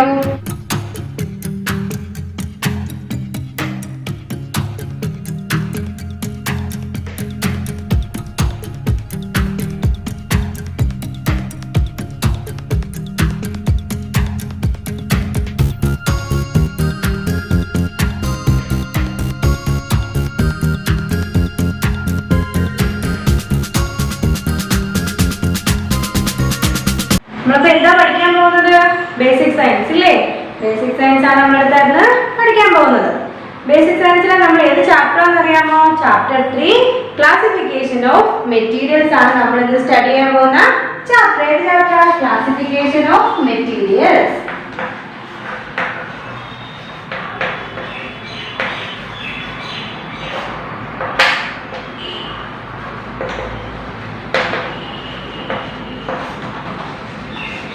Chapter 3 Classification of Material. നമുക്ക് തുടങ്ങാം. ഓക്കെ, നോക്കിയ ടെക്സ്റ്റ് നോട്ട്ബുക്ക് ഒക്കെ എടുത്തോ എല്ലാവരും? ഓക്കെ, നമുക്ക് സ്റ്റാർട്ട് ചെയ്യാം. Okay, suppose you have some coins and you have to find out how much money you have or the total value of the coins. എന്താണ്? നമ്മുടെ കയ്യിൽ കുറച്ച് കോയിൻസ് ഇരിപ്പുണ്ട്. അപ്പോൾ നമുക്ക് എന്ത് ചെയ്യണം? നമ്മുടെ കയ്യിൽ എത്ര കോയിൻ ഇരിപ്പുണ്ടല്ലേ, how much money you have, നമ്മുടെ കയ്യിൽ എത്ര മണി ഉണ്ട്, അല്ലെങ്കിൽ ആ ടോട്ടൽ വാല്യൂ, നമ്മുടെ കയ്യിൽ ഇരിക്കുന്ന കോയിന്റെ ടോട്ടൽ വാല്യൂ നമുക്ക് അറിയണം. നമ്മൾ എന്ത് ചെയ്യും? നമ്മൾ എണ്ണി നോക്കും അല്ലേ, 1 2 3 അങ്ങനെ നമ്മൾ എണ്ണി നോക്കാം. അങ്ങനെയല്ലേ സാധാരണ ചെയ്യുന്നത്? അല്ലെങ്കിൽ നമുക്ക് എന്ത് ചെയ്യാം? if you group the coins into 1 rupee, 2 rupee and 5 rupee coins. അപ്പോൾ നമുക്ക് എന്താ തരം തിരിച്ചു വെക്കാം അല്ലേ? ഓരോ ഗ്രൂപ്പ് ആക്കാം. 1 രൂപയുടെ എൻ്റെ കയ്യിൽ ഇത്രയും കോയിൻ ഉണ്ട്, 2 രൂപയുടെ ഇത്രയും കോയിൻ ഉണ്ട്, 3 രൂപയുടെ ഇങ്ങനെ ഉണ്ടെന്ന് പറഞ്ഞ് നമുക്ക് അങ്ങനെ കോയിനെ ഓരോ ഗ്രൂപ്പ് ആക്കി നമുക്ക് മാറ്റാം. It will make your job easier. അതാണ് നമ്മുടെ ജോലി കുറച്ചും കൂടി ഈസിയർ ആക്കുന്നത്. ഇപ്പൊ നമ്മുടെ കയ്യിലൊരു എന്താണ് കുറച്ച് കോയിൻ തന്നിട്ട് അത് എത്ര രൂപയുണ്ടെന്ന് പറയാൻ പറഞ്ഞാൽ നമ്മൾ എണ്ണി എടുക്കുമ്പോഴത്തേക്ക് പാടാം. അതിനേക്കാൾ എളുപ്പം എന്താണ്, എന്റെ കയ്യിൽ 1 രൂപയുടെ ഇത്രയും 5 കോയിൻ ഉണ്ട്, 2 രൂപയുടെ 5 കോയിൻ ഉണ്ട്, ഇല്ലേ, 5 രൂപയുടെ 10 കോയിൻ. ഇങ്ങനെ നമുക്ക് അതിനെ ഒരു ഗ്രൂപ്പ് ആക്കി വെക്കാണെങ്കിൽ നമ്മുടെ ജോലി എന്താണ് കുറെ കൂടി ഈസി ആവും. When you group coin this way, you classify them on the basis of their value. അപ്പോൾ നമ്മൾ എങ്ങനെയാണ് ഈ കോയിനെ ക്ലാസിഫൈ ചെയ്തത്? അതിന്റെ വാല്യൂ അനുസരിച്ച് 1 രൂപ എന്ന് പറഞ്ഞാൽ 1 എന്ന് പറഞ്ഞ വാല്യൂ ആണ് നമ്മളിവിടെ ഇങ്ങനെ ക്ലാസിഫൈ ചെയ്യാൻ ഉപയോഗിച്ചത്. അപ്പോൾ ഓരോ കോയിന്റെ വാല്യൂ അനുസരിച്ചാണ് നമ്മൾ അതിനെ ക്ലാസിഫൈ ചെയ്തത്. Grouping similar things together is called classification. അപ്പൊ എന്താ ക്ലാസിഫിക്കേഷൻ എന്ന് പറഞ്ഞാൽ എന്താണ്? ഗ്രൂപ്പിംഗ് സിമിലർ തിങ്സ് ടുഗദർ എന്താണ്? അതായത് ഒരേപോലത്തെ കാര്യങ്ങൾ, സമാനമായ കാര്യങ്ങൾ ഒരുമിച്ച് തരംതിരിക്കുന്നതിനെയാണ് നമ്മൾ ഒരുമിച്ച് തരംതിരിച്ച് മാറ്റുന്നതിനാണ് നമ്മൾ ക്ലാസിഫിക്കേഷൻ എന്ന് പറയുന്നത്. സിമിലർ തിങ്സിലെ സമാനമായ കാര്യങ്ങളാണ്, അത് എല്ലാത്തിലും സാമ്യമാണ്. സമാനമായ കാര്യങ്ങൾ ഇങ്ങനെ തരംതിരിച്ച് ഒരു ഗ്രൂപ്പാക്കി മാറ്റുന്നതിനാണ് നമ്മൾ എന്തെന്ന് പറയുന്നത്? ക്ലാസിഫിക്കേഷൻ എന്ന് പറയുന്നത്. അപ്പൊ എന്താ classification? Grouping similar things together is called classification. സമാനമായിട്ടുള്ള കാര്യങ്ങൾ ഇങ്ങനെ ഒരുമിച്ച് തരംതിരിച്ച് മാറ്റുന്നതിനാണ്, തരംതിരിക്കുന്നതിനാണ് നമ്മൾ എന്തെന്ന് പറയുന്നത്? ക്ലാസിഫിക്കേഷൻ എന്ന് പറയുന്നത്. അപ്പൊ നമ്മുടെ ചാപ്റ്ററിന്റെ പേര് എന്താണ്? ക്ലാസിഫിക്കേഷൻ ഓഫ് മെറ്റീരിയൽസ് അല്ലെ? മെറ്റീരിയൽസിന്റെ ക്ലാസിഫിക്കേഷനെ കുറിച്ചുള്ളതാണ് നമ്മുടെ ചാപ്റ്റർ എന്ന് പറയുന്നത്. അപ്പൊ നമ്മൾ എന്താണ് ക്ലാസിഫിക്കേഷൻ എന്ന് അറിയണ്ടേ? എന്താ classification? Grouping similar things together is called classification അല്ലേ? സിമിലർ ആയിട്ടുള്ള തിങ്സിനെല്ലാം നമ്മൾ ഗ്രൂപ്പ് ചെയ്ത് ഒരുമിച്ച് മാറ്റുന്നു. മനസ്സിലായോ മക്കൾക്ക്? By classifying things, you also keep dissimilar things apart. അപ്പൊ എന്താണ്, നമ്മളിങ്ങനെ സിമിലർ ആയിട്ടുള്ള കാര്യങ്ങൾ തരംതിരിച്ചാൽ ബാക്കി നമുക്ക് എന്താണ് അതിൽ വരുന്ന സിമിലർ അല്ലാത്ത കാര്യങ്ങൾ കണ്ടെത്താൻ വളരെ ഈസിയാണ് അല്ലേ? നോക്കിക്കേ, the importance of classifying things. നമ്മൾ എന്തിനാണ് ഇങ്ങനെ ഒരു തിങ്സിനെ ക്ലാസിഫൈ ചെയ്യുന്നതുകൊണ്ടുള്ള ഇമ്പോർട്ടൻസിലെ പ്രാധാന്യം എന്താണെന്നാണ് അടുത്ത് നമ്മൾ സ്റ്റഡി ചെയ്യുന്നത്. നോക്കിക്കേ, you can understand the importance of classification with the help of simple examples. കുറച്ച് സിമ്പിൾ എക്സാമ്പിൾസ് വെച്ചിട്ട് നമുക്ക് ഈ ക്ലാസിഫിക്കേഷന്റെ ഇമ്പോർട്ടൻസ് നമുക്ക് മനസ്സിലാക്കാൻ പറ്റും. നോക്കിക്കേ, the things in your house are the most common example. അപ്പൊ നമുക്ക് നമ്മുടെ വീട്ടിലുള്ള സാധനങ്ങൾ തന്നെ ഇതിന് ഉദാഹരണമായിട്ട് പറയാം. ഇമ്പോർട്ടൻസ് ഓഫ് ക്ലാസിഫിക്കേഷന്റെ ഇമ്പോർട്ടൻസിനെ പഠിക്കുമ്പോൾ നമുക്ക് നമ്മുടെ വീട്ടിലുള്ള വസ്തുക്കൾ ഉപയോഗിച്ച് തന്നെ അതിന്റെ പ്രാധാന്യം നമുക്ക് പഠിക്കാൻ പറ്റും. You classify or group them while arranging them. You keep the utensils in the kitchen, the books in the study, and the beds in the bedroom. You would be very irritated if you found your shoes on the dining table and the utensils in the drawing room. അപ്പോൾ എന്താണ് പറഞ്ഞിരിക്കുന്നത്? നമ്മുടെ അടുക്കളയിലെ പാത്രങ്ങളെല്ലാം നമ്മൾ ഒരേപോലെ അടുക്കി ക്രമപ്പെടുത്തി വെച്ചേക്കും. അതുപോലെ തന്നെ നമ്മൾ ബെഡ്റൂംസിലെ ബെഡെല്ലാം നല്ല വൃത്തിയായിട്ട് അടുക്കി നീറ്റാക്കി വെക്കും. നമ്മുടെ ബുക്കിലെ നമ്മൾ സ്റ്റഡി ചെയ്യുന്ന ബുക്ക് നമ്മുടെ ടേബിളിൽ നമ്മൾ ഭംഗിയായിട്ട് അടുക്കി ഒതുക്കിയൊക്കെ വെക്കും. പക്ഷെ ഇതെല്ലാം ഇങ്ങനെ വേറെ മാറിക്കിടന്നാലോ, നമ്മൾ അടുക്കി വെച്ചിരുന്ന സാധനങ്ങളൊക്കെ വേറെ മാറിക്കിടന്നാൽ നമ്മൾ എന്താ ഇറിറ്റേറ്റ് ആവില്ലേ? നമുക്ക് പെട്ടെന്ന് ദേഷ്യം വരും. നമ്മുടെ ഷൂ നമ്മുടെ ഡൈനിങ് ടേബിളിൽ ഇരിക്കുന്നുണ്ടാ നമുക്ക് ദേഷ്യം വരത്തില്ലേ? നമ്മൾ ഇറിറ്റേറ്റഡ് ആവത്തില്ലേ? ഇപ്പൊ എന്താണ്, നമ്മൾ അടുക്കി വെച്ച ക്രമം തെറ്റിപ്പോയി ഇല്ലേ? അതുപോലെ എന്താണ് പാത്രങ്ങളല്ലേ, നമ്മൾ അടുക്കളയിലെ പാത്രങ്ങൾ ഡ്രോയിങ് റൂമിൽ ഇരിക്കുന്ന ഉണ്ടാലോ, നമ്മുടെ ഷൂ ഡൈനിങ് ടേബിളിൽ ഇരിക്കുന്ന ഉണ്ടാലോ, അത് നമുക്ക് എന്താണ് നമ്മൾ ഭയങ്കരമായിട്ട് ഇറിറ്റേറ്റഡ് ആവും. The librarian of your school immediately find the books you ask for because the books are properly classified. എന്താണ്, നമ്മൾ ചെന്ന് നമ്മുടെ സ്കൂളിലെ ലൈബ്രറിയിൽ ചെന്നിട്ട് ബുക്ക് എടുക്കാൻ നമുക്ക് ആവശ്യമുള്ള ബുക്ക് ചോദിക്കുമ്പോൾ ആ ലൈബ്രറിയൻ എന്താണ് പെട്ടെന്ന് ആ ബുക്ക് എടുത്തോണ്ട് തരും. അതിന് കാരണം എന്താണ്? അദ്ദേഹം അത് പ്രോപ്പറായിട്ട് ക്ലാസിഫൈ ചെയ്ത് വെച്ചേക്കാണ് അല്ലേ? അതുകൊണ്ടാണ് അദ്ദേഹത്തിന് പെട്ടെന്ന് നമുക്ക് എടുത്തോണ്ട് തരാൻ പറ്റുന്നത്. The book on each subject are grouped together and then within each group they are arranged in alphabetical order of author's surname. Example, Atkins, Bal, Chatterjee and Das etc. അപ്പോൾ എന്താണ് അദ്ദേഹം ലൈബ്രറി ബുക്ക് ക്ലാസിഫൈ ചെയ്ത് വെച്ചേക്കുന്നത് എങ്ങനെയായിരിക്കും? ആദ്യം alphabets ഓർഡറിലാണ് അല്ലേ അത് എഴുതിയ ആളുടെ ആദ്യം ഓരോ സബ്ജക്ട് വൈസ് നമ്മൾ ക്ലാസിഫൈ ചെയ്ത് അദ്ദേഹം വെച്ചേക്കും. അതിനുശേഷം സബ്ജക്ട് വൈസ് വെച്ചാലും ഓരോ ബുക്കിനും ഓരോ പേരായിരിക്കും. അപ്പൊ അത് എഴുതിയ ആൾക്കാരുടെ സർനെയിം വെച്ചിട്ട് അതിന്റെ ആദ്യത്തെ ആൽഫബറ്റ്സ് വെച്ചിട്ടൊക്കെ ഇങ്ങനെ അടുക്കി പ്രത്യേകം ക്ലാസിഫൈ ചെയ്ത് വെക്കുന്നത് കൊണ്ടാണ് നമ്മൾ ചെന്ന് ബുക്ക് ചോദിക്കുമ്പോൾ അദ്ദേഹത്തിന് അത് ഈസി ആയിട്ട് നമുക്ക് എടുത്തു തരാൻ കഴിയുന്നു. അപ്പൊ എന്താണ് ഇവിടെ ക്ലാസിഫിക്കേഷൻ ഇമ്പോർട്ടൻസ് വന്നതുണ്ടോ? നമ്മുടെ ജോലി ഈസി ആക്കുന്നു അല്ലേ? നമ്മൾ പ്രത്യേകം ക്ലാസിഫൈ ചെയ്ത് വെച്ചാൽ നമുക്ക് ആ കാര്യം കണ്ടുപിടിക്കാൻ വളരെ എളുപ്പമാണ്. അപ്പൊ ഇമ്പോർട്ടൻസ് നമുക്ക് മനസ്സിലാക്കാൻ പറ്റുന്നില്ലേ? എന്താണ് ക്ലാസിഫിക്കേഷന്റെ എന്താണ് നമ്മുടെ ജോലിയൊക്കെ ഈസി ആക്കി മാറ്റുന്നു. Classification also enable us to make a systematic study of anything. ഇപ്പൊ എന്താണ് ക്ലാസിഫിക്കേഷൻ? നമുക്ക് എന്തിനെ കുറിച്ച് ചിട്ടയായിട്ടുള്ള പഠനം നടത്താൻ സഹായിക്കും. എന്താണ് സിസ്റ്റമാറ്റിക് സ്റ്റഡി? എന്തിനെ കുറിച്ച് നമുക്ക് സിസ്റ്റമാറ്റിക് ആയിട്ട് പഠനം നടത്താൻ ഈ ക്ലാസിഫിക്കേഷൻ നമ്മളെ സഹായിക്കുന്നു. For example, both plant and animals are living beings, but they are different. നമുക്കറിയാം എന്താണ് പ്ലാന്റ്സും ആനിമൽസും ലിവിങ് തിങ്സ് ആണ് അല്ലേ? ജീവനുള്ള തിങ്സ് ആണ് നമുക്കറിയാം. പക്ഷെ അവർ രണ്ടും ഒരേപോലെയാണോ? പ്ലാന്റ്സും ആനിമൽസും ഒരേപോലുള്ളവയാണോ? അല്ല, അവർ എൻ്റയർലി ഡിഫറെന്റ് ആണ്. So living things must be divided into two groups, plant and animals. അപ്പോൾ നമുക്ക് എന്ത് ചെയ്യാം? ലിവിങ് തിങ്സ് രണ്ടുണ്ടെന്ന് നമുക്ക് ക്ലാസിഫൈ ചെയ്യാം, പ്ലാന്റ്സും ആനിമൽസും. അപ്പോൾ നമ്മുടെ ജോലി കുറെ കൂടി ഈസി അല്ല. ലിവിങ് തിങ്സ് എത്ര ഉണ്ട്? 2 ടൈപ്പ് ഉണ്ട്, പ്ലാന്റ്സ് ആൻഡ് ആനിമൽസ്. നമ്മൾ അതിനെ എങ്ങനെ ക്ലാസിഫൈ ചെയ്തു വെച്ചു. Similarly, all plants or animals are not alike. നമ്മൾ പറഞ്ഞില്ലേ പ്ലാന്റ്സും ആനിമൽസും ഒരേപോലെയാണോ? അല്ല. Hence they are classified further. വീണ്ടും നമ്മൾ അതിനെ ക്ലാസിഫിക്കേഷൻ ചെയ്യും. എങ്ങനെയാ? Such classification help us learn about the process that go on inside the bodies of different living beings. അപ്പോൾ നമ്മൾ വീണ്ടും അതിനെ ക്ലാസിഫൈ ചെയ്യുമ്പോൾ നമുക്ക് മനസ്സിലാവും അതിന്റെ ബോഡിയുടെ ഉള്ളിൽ ഓരോന്നിന്റെ പ്ലാന്റ് ആയാലും ആനിമൽസ് ആയാലും അതിന്റെ എല്ലാം ബോഡിക്കുള്ളിൽ നടക്കുന്ന പ്രവർത്തനങ്ങൾ നമുക്ക് പ്രത്യേകം തിരിച്ചറിയാൻ പറ്റും. ആ രീതിയിൽ നമ്മൾ അതിനെ വീണ്ടും ക്ലാസിഫൈ ചെയ്ത് വെക്കും. This helps us understand how disease develop in different kind of animals and find cures for them. ഇപ്പൊ എന്താണ്? അപ്പൊ അത് അങ്ങനെ നമ്മൾ വീണ്ടും അതിനെ ക്ലാസിഫൈ ചെയ്യുമ്പോൾ നമുക്ക് മനസ്സിലാക്കാം ആനിമൽസിന് ഏതൊക്കെ രോഗങ്ങൾ വരുന്നുണ്ട്, അത് എങ്ങനെ നമുക്ക് സുഖപ്പെടുത്താം. ആ രീതിയിലെല്ലാം നമുക്ക് അതിനെ പെട്ടെന്ന് മനസ്സിലാക്കാൻ പറ്റുന്നു. പിന്നെന്താണ്?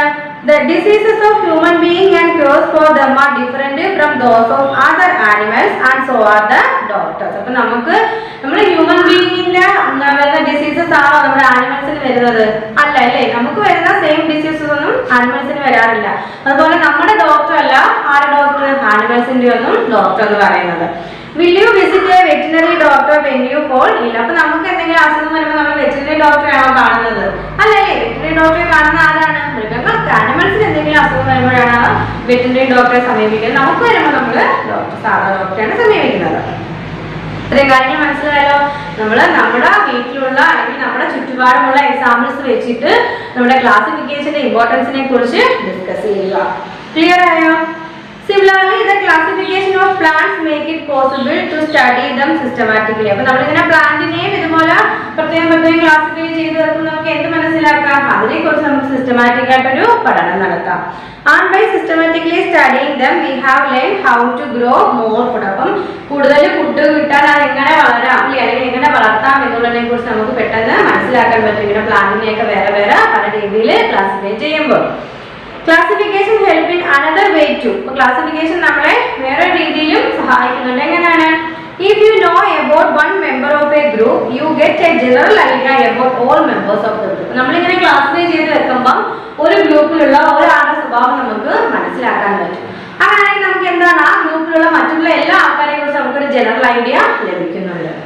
This is how doctors can treat patient without having to study each patient individually. അപ്പോൾ ഏതെങ്കിലും ഒരു സെയിം ടൈപ്പുള്ള ഒരു ഡിസീസസ് വരുവാണെങ്കിൽ ഡോക്ടറിന് ഒരാളെ എന്താണ് ട്രീറ്റ് ചെയ്യുമ്പോൾ തന്നെ അറിയാൻ പറ്റുക ഇത് ഇന്ന തരത്തിലുള്ള രോഗമാണ്, ഇത് ഇങ്ങനെയാണ് ബാധിക്കുന്നത്, ഇന്ന ബാക്ടീരിയ പോലെ എന്നൊക്കെ അദ്ദേഹത്തിന് അറിയാൻ പറ്റും. അപ്പൊ എന്താണ് അതുപോലെ അതുമായിട്ട് വരുന്ന ബാക്കിയുള്ള പേഷ്യൻസിനെ എല്ലാം ഇൻഡിവിജ്വലി ട്രീറ്റ് ചെയ്യാൻ തന്നെ ഡോക്ടറിന് ആ രോഗത്തെ കുറിച്ച് പറയാൻ കഴിയുന്നു. അപ്പൊ അതാണ് ക്ലാസിഫിക്കേഷന്റെ ഗുണങ്ങൾ. നമ്മളെ ജോലി ഈസി ആവുകയും നമുക്കൊരു സിസ്റ്റമാറ്റിക് സ്റ്റഡി ഏത് തിങ്സിനെ കുറിച്ചും സിസ്റ്റമാറ്റിക് ആയിട്ട് പഠനം നടത്താനൊക്കെ ആരെ സഹായിക്കുന്നു? നമ്മുടെ ക്ലാസിഫിക്കേഷൻ സഹായിക്കുന്നുണ്ട്.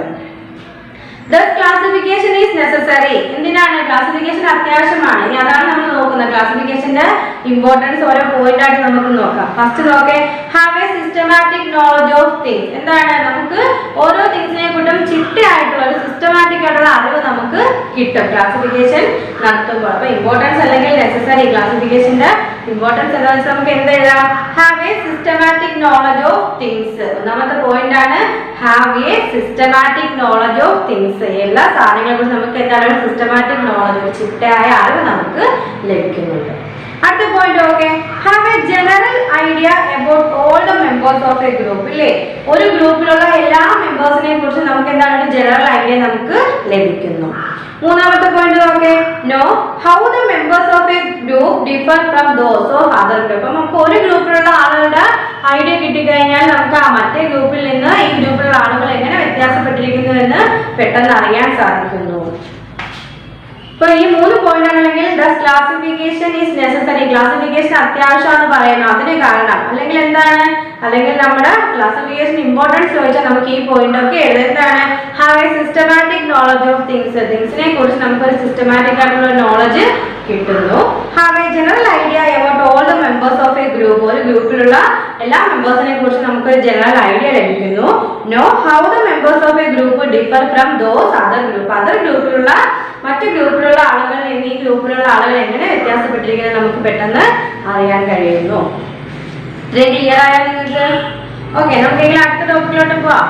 How to classify materials. Materials നമ്മൾ എന്താണ് നമ്മുടെ ചാപ്റ്ററിന്റെ പേര്, ക്ലാസിഫിക്കേഷൻ ഓഫ് മെറ്റീരിയൽസ്. അപ്പൊ ക്ലാസിഫിക്കേഷൻ എന്താണ് നമ്മൾ പഠിച്ചു.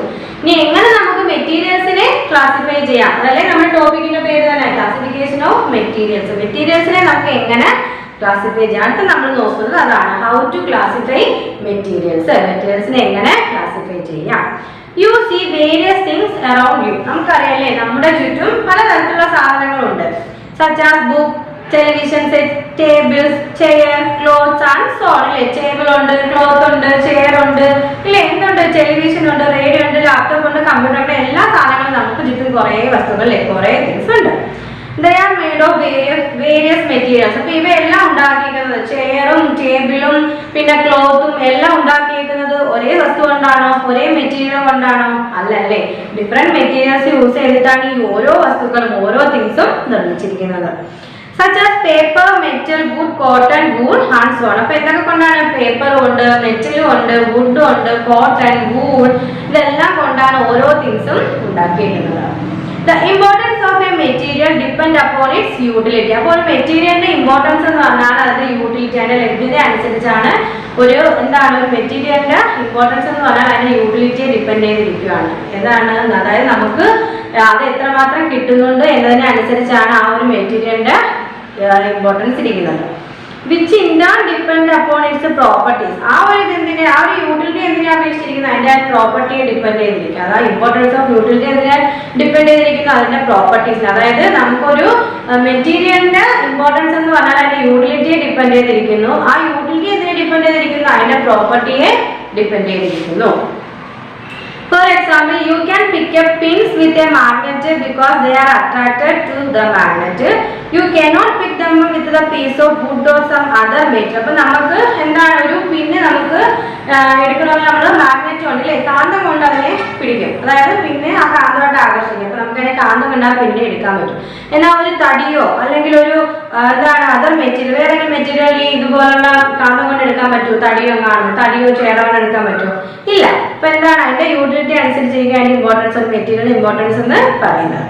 The ability of a magnet to attract things made of steel is put to use in pinholders. അപ്പോൾ എന്താണ് ആ പിൻഹോൾഡേഴ്സിൽ സ്റ്റീൽ യൂസ് ചെയ്തത് കൊണ്ടാണ് ആ മാഗ്നറ്റ് കൊണ്ട് നമുക്ക് അതിനെ എടുക്കാൻ പറ്റിയത് അല്ലെങ്കിൽ അട്രാക്ട് ചെയ്യാൻ പറ്റിയത്.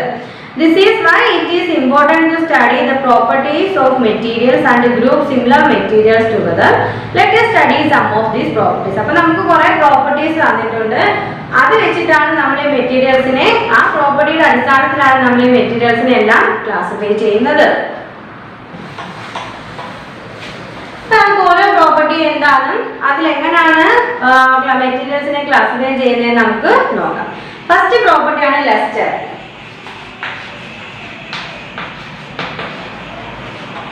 ലസ്റ്റർ നമ്മൾ സ്റ്റഡി ചെയ്തില്ലേ, നമ്മൾ first chapter matter and its നേച്ചറിൽ ലസ്റ്റർ പഠിച്ചായിരുന്നു. എവിടെയാണ് ലസ്റ്റർ പഠിച്ചതെന്ന് ഓർമ്മയുണ്ടോ? എവിടെയാണ് നമ്മൾ പഠിച്ചത്? മെറ്റൽസും നോൺ മെറ്റൽസും പഠിച്ചപ്പോൾ നമ്മൾ ലസ്റ്ററും ഡക്റ്റൈലും ഒക്കെ നമ്മൾ മാലബിളും ഒക്കെ നമ്മൾ പഠിച്ചായിരുന്നു. മെറ്റൽസിനെയും നോൺ മെറ്റൽസിനെയും കുറിച്ച് പഠിച്ചപ്പോൾ നമ്മൾ ഈ ലസ്റ്റർ ഒക്കെ പഠിച്ചതാണ്. അപ്പൊ എന്താ ലസ്റ്റർ നിങ്ങൾക്ക് അറിയാലോ, ടീച്ചർ ഒന്ന് പറഞ്ഞു തന്നെ. എന്തായിരുന്നു അത് നമ്മൾ പഠിച്ച ലസ്റ്റർ? എന്താണ്? ഇല്ലേ, മറന്നുപോയോ എല്ലാവരും? ഇല്ല, എന്ന് പറഞ്ഞു തന്നെ. എന്താ, ഒരു തിളക്കം ഉണ്ടല്ലേ, എല്ലാ മെറ്റലിനും നമ്മളൊരു തിളക്കം, ഒരു ലോഹ തിളക്കം ഉണ്ടെന്ന് നമ്മൾ പറഞ്ഞാണ്. അപ്പൊ എന്താണ്, you may have noticed that many things Shine. ഇല്ലേ, നമ്മൾ ശ്രദ്ധിച്ചാൽ നമുക്കറിയാം മിക്ക തിങ്സും എന്താണ്, മിക്ക തിങ്സും ഷൈൻ ചെയ്യാറുണ്ട്, തിളങ്ങാറുണ്ട്. They have a lustre. അപ്പൊ അതിന്റെ അർത്ഥം എന്താണെല്ലാം ഒരു ലസ്റ്റർ ക്വാളിറ്റി ഉണ്ട്. Materials that shine are called lustrous and those which do not are called non-lustrous. അപ്പോൾ തിളങ്ങുന്ന materials that shine are called, തിളങ്ങുന്ന മെറ്റീരിയൽസിനെ നമ്മൾ ലസ്റ്റർ എന്ന് പറയില്ലേ, ലസ്റ്ററസ് എന്ന് പറയും. അങ്ങനെ തിളങ്ങാത്ത and those which do not are called, അങ്ങനെ തിളങ്ങാത്ത മെറ്റീരിയൽസിനെ നമ്മൾ എന്ത് വിളിക്കും, നോൺ ലസ്റ്ററസ് എന്ന് വിളിക്കും. അപ്പൊ എന്താണ് ലസ്റ്ററിൽ നമ്മൾ പറയുന്നത്, എന്താ, എല്ലാ മെറ്റീരിയൽസിനും അല്ലേ, കുറെ തിങ്സിനൊക്കെ ഒരു ഷൈൻ ഉണ്ട്, ഒരു തിളക്കമുണ്ട്. അങ്ങനെ തിളങ്ങുന്ന materials that shine are called lustrous and എന്താണ്, those which do not shine അല്ലെങ്കിൽ do not are called non lustrous. അങ്ങനെ തിളങ്ങുന്ന മെറ്റീരിയൽസിനെ നമ്മൾ ലസ്റ്ററസ് എന്നും തിളങ്ങാത്ത മെറ്റീരിയൽസിനെ നമ്മൾ നോൺ ലസ്റ്ററസ് എന്നും വിളിക്കുന്നുണ്ട്.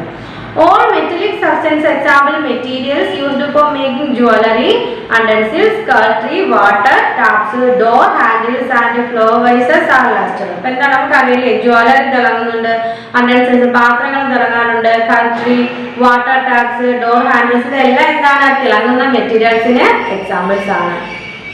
When we then say that the metal is tarnished, the metal region is luster if its surface is rubbed with cloth or sandpaper or polished. അപ്പോൾ ഇങ്ങനെ metals എന്താണ്, most metal lose their luster in the course of time. അതായത് air വാട്ടില്ലേ, on exposure to air. അപ്പൊ എല്ലാ കുറച്ച് materials എല്ലാം ഷൈൻ ചെയ്യുമെന്ന് നമ്മൾ പറഞ്ഞു.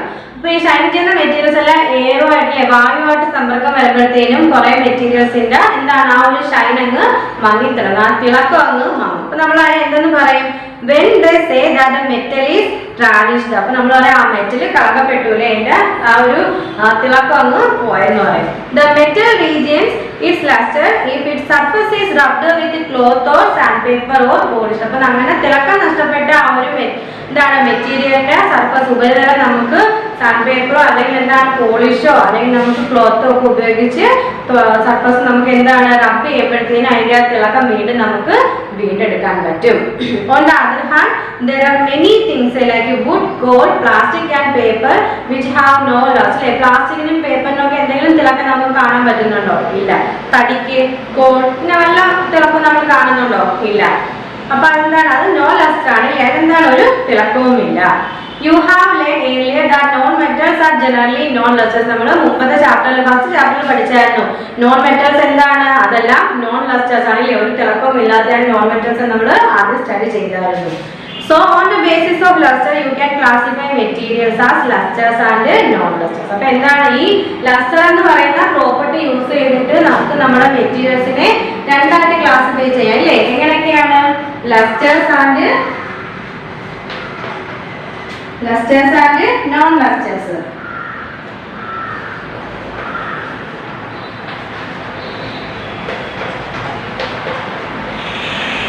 നമ്മൾ ഈ ലസ്റ്റർ എന്ന് പറയുന്ന പ്രോപ്പർട്ടി യൂസ് ചെയ്തിട്ട് മെറ്റീരിയൽസിനെ രണ്ടായിട്ട് ക്ലാസിഫൈ ചെയ്യുന്നു, ലസ്റ്ററസ് ആൻഡ് നോൺ ലസ്റ്ററസ് എന്ന് പറയുന്നത്.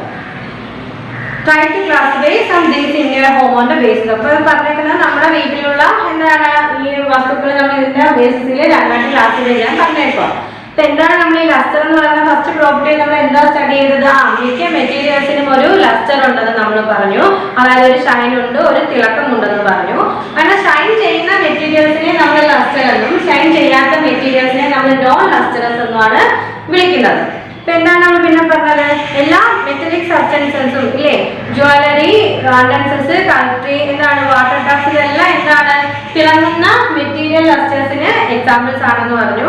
പിന്നെ നമ്മൾ പറഞ്ഞത് ഒരു ഓപ്പൺ, അതായത് എയറുമായിട്ട് സമ്പർക്കത്തിൽ വരുമ്പോഴത്തേക്കും ഈ മെറ്റീരിയൽസിന്റെ എന്താണ് ആ ലസ്റ്റർ, ആ തിളക്കം വാങ്ങുമ്പോൾ നമ്മൾ പറയാം എന്താണ് അത് ടാർണിഷ്ഡ് ആയെന്ന് പറയാം, മെറ്റീരിയൽ ടാർണിഷ്ഡ് ആയ മെറ്റീരിയൽ കളങ്കപ്പെട്ടു എന്ന് നമ്മൾ പറയും. അപ്പൊ അങ്ങനെ അതിന്റെ ആ ഒരു തിളക്കം വീണ്ടെടുക്കണമെങ്കിൽ നമ്മൾ എന്താണ് സാൻഡ് പേപ്പറോ അല്ലെങ്കിൽ പോളിഷ്ഡ് അല്ലെങ്കിൽ ഒരു എന്താണ് ക്ലോത്ത് ഒക്കെ വെച്ചിട്ട് നമ്മൾ ആ ഒരു മെറ്റീരിയൽസിന്റെ സർഫസ് റബ്ബ് ചെയ്ത് കൊടുക്കുകയാണെങ്കിൽ അതിന്റെ ആ ഒരു തിളക്കം നമുക്ക് വീണ്ടെടുക്കാൻ പറ്റും. പിന്നെ നമ്മൾ പറഞ്ഞ എന്താണ് പ്ലാസ്റ്റിക്, പേപ്പർ, വുഡ്, ഇതൊന്നും എന്താണ് ഇതൊക്കെ നോൺ ലസ്റ്റേഴ്സ് ആണ്, അതും എന്താണ് തിളങ്ങുന്നവയല്ലെന്ന് പറഞ്ഞു. പിന്നെ നമ്മൾ പറഞ്ഞത് എന്താണ് എല്ലാ നോൺ മെറ്റൽസും നമ്മൾ പഠിച്ചു ഇല്ലേ, ജനറലി നോൺ ലസ്റ്റേഴ്സ് ആണെന്ന് പറഞ്ഞു. പിന്നെ നമ്മൾ ഈ ഒരു എന്താണ് ലസ്റ്റർ എന്ന് പറയുന്ന ഈ പ്രോപ്പർട്ടിയുടെ ബേസിസിൽ നമ്മൾ മെറ്റീരിയൽസിനെ രണ്ടായിട്ട് ക്ലാസിഫൈ ചെയ്യുന്നു, ലസ്റ്റർ എന്നും നോൺ ലസ്റ്റർ എന്നും. മനസ്സിലായ ഇത്രയും കാര്യങ്ങൾ? ഇനി നമുക്ക് അടുത്ത പ്രോപ്പർട്ടി ഏതാണെന്ന് നോക്കാം. അടുത്ത പ്രോപ്പർട്ടി നോക്കിയേ, സ്മൂത്ത്നെസ് ഓഫ് സർഫസ്. എന്താണ് സ്മൂത്ത്നെസ് ഓഫ്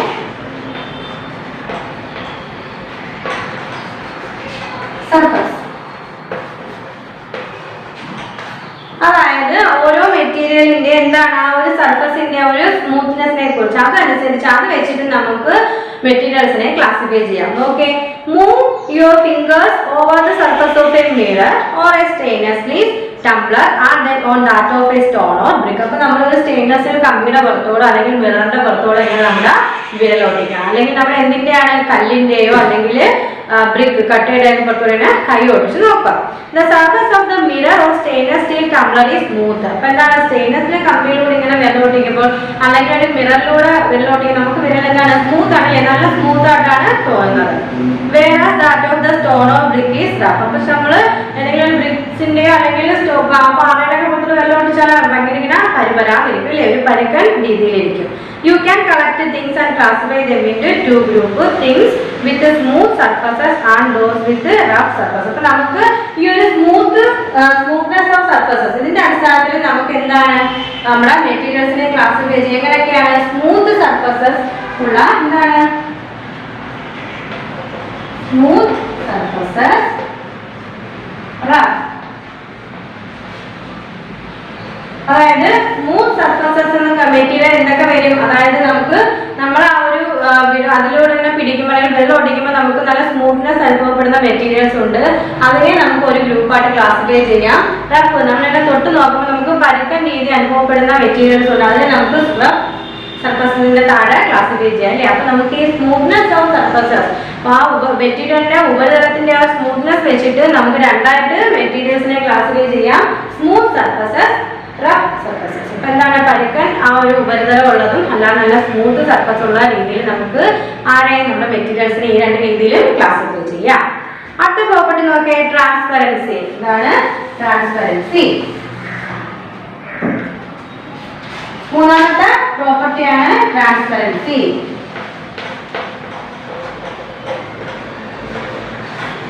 എന്താ ട്രാൻസ്പെറൻസി?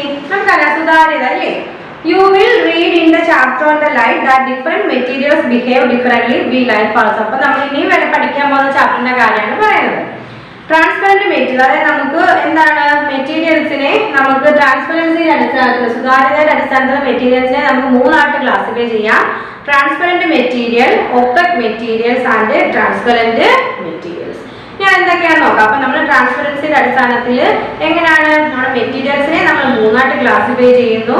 ട്രാൻസ്പെറന്റ് മെറ്റീരിയൽ എങ്ങനെയാണ്, ഫസ്റ്റ് ഏതാണ് transparent material. Transparent material, transparent material എന്താണ് നോക്കിക്കേ. Glass and some plastic allow most of the light falling them to pass. അതായത് പ്ലാസ്റ്റിക്, കുറച്ച് രീതിയിലുള്ള പ്ലാസ്റ്റിക് അല്ലെങ്കിൽ എന്താണ് ഗ്ലാസ്, ഇതെല്ലാം എന്താണ് വെളിച്ചത്തെ എന്താണ് നല്ല രീതിയിൽ പ്രകാശത്തെ അതിലൂടെ കടത്തിവിടും. അപ്പൊ അങ്ങനെയുള്ള മെറ്റീരിയൽസിനെയാണ് നമ്മൾ ട്രാൻസ്പെറന്റ് മെറ്റീരിയൽസ് എന്ന് പറയുന്നത്. അടുത്ത നോക്കിയേ, ഒപ്പക് മെറ്റീരിയൽസ്.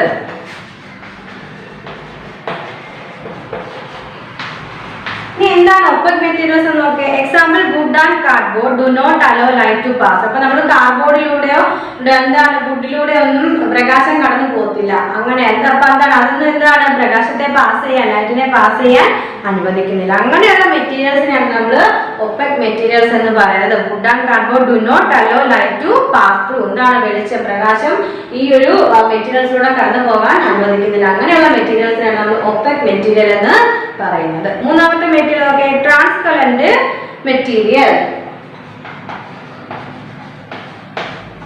ട്രാൻസ്പെറന്റ് മെറ്റീരിയൽ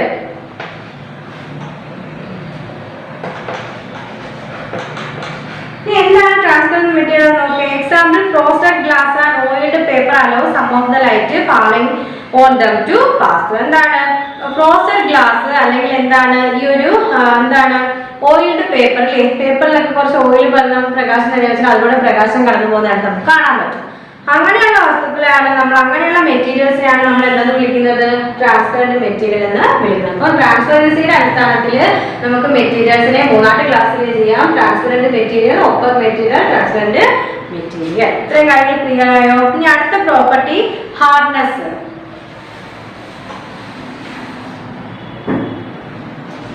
നാലാമത്തെ പ്രോപ്പർട്ടി ഏതാ? ഹാർഡ്നെസ്. നോക്കിക്കേ, you cannot change the shape of a hard material by pressing it or cut it. അപ്പൊ എന്തെങ്കിലും കട്ടിയുള്ള വസ്തുവിനെ ഇല്ലേ ഏതെങ്കിലും ഒരു തിങ്ങിനെ നമുക്ക് ഒന്ന് പ്രസ് ചെയ്താൽ അല്ലെങ്കിൽ അതിനെ മുറിച്ചിട്ട് നമുക്ക് അതിന്റെ ഷേപ്പ് മാറ്റാൻ പറ്റുമോ? നല്ല കട്ടിയുള്ള വസ്തു ഉണ്ടാകില്ല. In contrast, you can easily change the shape of a soft material by pressing it or stretching it. അപ്പോൾ സോഫ്റ്റ് മെറ്റീരിയൽ ആണെങ്കിൽ നമുക്കൊന്ന് ഞെക്കിയാൽ അല്ലെങ്കിൽ പ്രസ് ചെയ്താലൊക്കെ അതിന്റെ ഷേപ്പ് നമുക്ക് മാറ്റിയെടുക്കാൻ പറ്റും. You can also cut it easily. നമുക്ക് എന്താണ് സോഫ്റ്റ് മെറ്റീരിയലിനെ പെട്ടെന്ന് നമുക്ക് കട്ട് ചെയ്യാനും പറ്റും. Hard materials are used to make vehicles, machine and furniture, while soft materials are being used to make cushions and clothing. അപ്പോൾ ഹാർഡ് മെറ്റീരിയൽ എന്തിനാണ് use ചെയ്യുന്നത്? മെഷീൻസിന്റെ നിർമ്മാണത്തിന്, ഫർണിച്ചർ നിർമ്മാണത്തിന്, വെഹിക്കിൾസിന്റെ ഒക്കെ നിർമ്മാണത്തിനാണ് നമ്മൾ ഈ ഹാർഡ് മെറ്റീരിയൽ യൂസ് ചെയ്യുന്നത്. സോഫ്റ്റ് മെറ്റീരിയൽ യൂസ് ചെയ്യുന്നത് എപ്പോഴാണ്? ക്ലോത്ത് അല്ലെങ്കിൽ കുഷ്യൻസിന്റെ ഒക്കെ എന്തെങ്കിലും നിർമ്മാണം വരുമ്പോഴാണ് നമ്മൾ ഈ സോഫ്റ്റ് മെറ്റീരിയൽ യൂസ് ചെയ്യുന്നത്. അപ്പോൾ ഹാർഡ്നെസ് അനുസരിച്ച് നമുക്ക് മെറ്റീരിയൽസിനെ എങ്ങനെ ക്ലാസിഫൈ ചെയ്യാം? ഹാർഡ് എന്നും സോഫ്റ്റ് എന്നും ഇല്ലേ?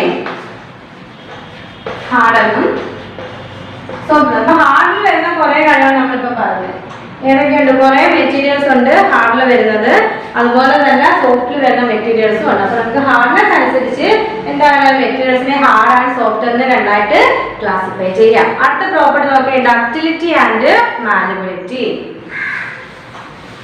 ഇത് നമ്മൾ പഠിച്ചതല്ലേ? Ductility, malleability.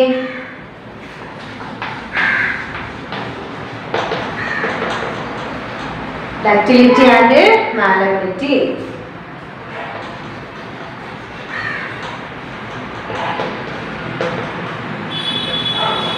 Ductility and malleability. നോക്കിക്കേ, a solid material is ductile. ഒരു സോളിഡ് മെറ്റീരിയൽ എന്ന് പറഞ്ഞാൽ എങ്ങനെയുള്ളതാണ്?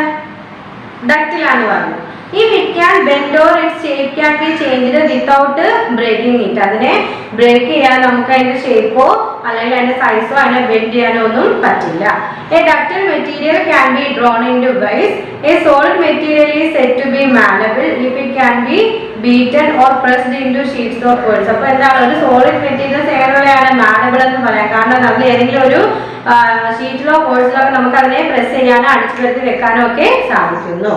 A solid material that break on being bent, beaten or pressed is called brittle. അപ്പോൾ നമുക്ക് അതിനെ എന്താണ് ബ്രേക്ക് ചെയ്തിട്ട് അതിനെ നമുക്ക് ബെൻഡ് ചെയ്യാനോ വളയ്ക്കാനോ പ്രസ് ചെയ്യാനോ ഒക്കെ പറ്റുന്നതിന് നമ്മൾ ബ്രിറ്റിൽ എന്ന് പറയുന്നത്. അപ്പോൾ ഡക്റ്റൈൽ ആൻഡ് മാലബിലിറ്റി നമ്മൾ മെറ്റലും നോൺ മെറ്റലും പഠിച്ച സമയത്ത് പറഞ്ഞായിരുന്നു അല്ലേ? എന്താണ് സോളിഡ് മെറ്റീരിയൽ എന്ന് പറഞ്ഞാൽ ഡക്റ്റൈലാണ്. കാരണം അതിനെ വിത്തൗട്ട് ബ്രേക്കിംഗ് ചെയ്യാതെ നമുക്ക് അതിനെ ബെൻഡ് ചെയ്യാനും ചേഞ്ച് ചെയ്യാനും അതിന്റെ ഷേപ്പൊക്കെ ചേഞ്ച് ചെയ്യാനൊക്കെ പറ്റുന്നു. പിന്നെ നമ്മൾ പറഞ്ഞത് സോളിഡ് മെറ്റീരിയലിനെ നമ്മൾ മാലബിൾ എന്നും പറയും അല്ലേ? അതെന്താണ്? അതിനെ നമുക്ക് എന്താണ് ഏതെങ്കിലും കോഴ്സിലോ ഷീറ്റിലോ ഒക്കെ അടിച്ചു പരത്തി വെക്കാനും ഉറപ്പിച്ചു വെക്കാനും ഒക്കെ സാധിക്കുന്നു. നോക്കിക്കേ, you have learned earlier that metals are ductile and malleable, that non-metal is solid or brittle. അപ്പോൾ നമ്മൾ പറഞ്ഞില്ലേ മെറ്റൽസ് എന്താണ് മാലബിളും ഡക്റ്റൈലും ആണ് നമ്മൾ ആ ചാപ്റ്റർ പഠിച്ചപ്പോൾ നമ്മൾ പറഞ്ഞതായിരുന്നു. അപ്പം ഡക്റ്റിലിറ്റി ആൻഡ് മാലബിലിറ്റി സോളിഡ്സ് എല്ലാം എന്താണ് സോളിഡ് മെറ്റീരിയലും ഡക്റ്റൈലും ആണ് മാലബിളും ആണ് നമുക്ക് പറയാം. അപ്പോൾ ഇതനുസരിച്ച് നമുക്ക് ക്ലാസിഫൈ ചെയ്യേണ്ടത് ഡക്റ്റൈൽ ആയിട്ടുള്ള ഏതാണ് മെറ്റീരിയൽസ് ഏതൊക്കെയാണ്, മാലബിൾ ആയിട്ടുള്ള മെറ്റീരിയൽസ് ഏതൊക്കെയാണ് നമുക്ക് രണ്ടായിട്ട് ക്ലാസിഫൈ ചെയ്യാം. അടുത്ത പ്രോപ്പർട്ടി നോക്കിയാൽ floating or sinking in water. എന്താണ് floating or sinking in water? നിങ്ങൾക്ക് അറിയാമോ എന്താ floating or sinking in water?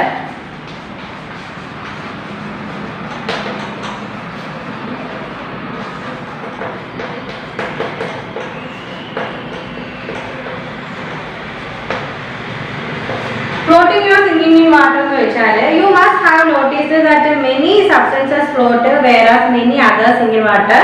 Let use do the following activity to see which substance float and which sink. അപ്പോൾ നമുക്ക് എന്താണ് നമുക്കറിയാം നമ്മൾ കുറേ വസ്തുക്കൾ വെള്ളത്തിലിട്ടാൽ അത് പൊങ്ങിക്കിടക്കും അല്ലേ? കുറച്ച് വസ്തുക്കൾ വെള്ളത്തിലിട്ടാൽ പെട്ടെന്ന് അങ്ങ് താന്നു പോകും. അപ്പം അങ്ങനെ നമുക്ക് എന്താണ് floating or sinking in water വെള്ളത്തിൽ മുങ്ങിക്കിടക്കുകയും പൊങ്ങിക്കിടക്കുകയും ചെയ്യുന്ന മെറ്റീരിയൽസിനെ നമുക്ക് രണ്ടായിട്ട് ക്ലാസിഫൈ ചെയ്യും അല്ലേ? വെള്ളത്തിൽ മുങ്ങിക്കിടക്കുന്നവ പൊങ്ങിക്കിടക്കുന്ന floating materials or sinking materials നമുക്ക് ഇതിനെ രണ്ടായിട്ട് ക്ലാസിഫൈ ചെയ്യാം. Floating or sinking in water എന്ന് വെച്ചാൽ എന്താണ്? ജലത്തിൽ പൊങ്ങി കിടക്കുന്ന മെറ്റീരിയൽസും ഉണ്ട്, ജലത്തിൽ താന്നു പോകുന്ന മെറ്റീരിയൽസും ഉണ്ട്. നോക്കിക്കേ, നമുക്കൊരു എക്സസൈസ് എന്തെങ്കിലും plastic, stone, rubber, wax, oil, jam, paper. ഇപ്പൊ ഇതിൽ ഏതെങ്കിലുമൊക്കെ നമ്മൾ വെള്ളത്തിലിട്ട് നോക്കാമെങ്കിൽ നമുക്ക് അറിയാൻ പറ്റും എന്താണ് ഒരു പ്ലാസ്റ്റിക് ഒക്കെ വെള്ളത്തിൽ എപ്പോഴും പൊങ്ങിക്കിടക്കും അല്ലേ.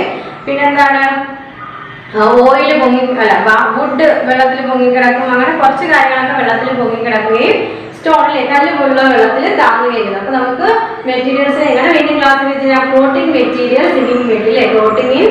Floating and sinking in water എന്ന് പറഞ്ഞാൽ ഫ്ലോട്ടിംഗ് മെറ്റീരിയൽസ് ഉണ്ട്, സിങ്കിങ് മെറ്റീരിയൽസ്. വെള്ളത്തിൽ മുങ്ങിക്കിടക്കുന്ന മെറ്റീരിയൽസും വെള്ളത്തിൽ പൊങ്ങിക്കിടക്കുന്ന മെറ്റീരിയൽസും നമുക്ക് കാണാൻ സാധിക്കും. അടുത്ത നോക്കിക്കേ, സോലബിലിറ്റി. എന്താണ് solubility?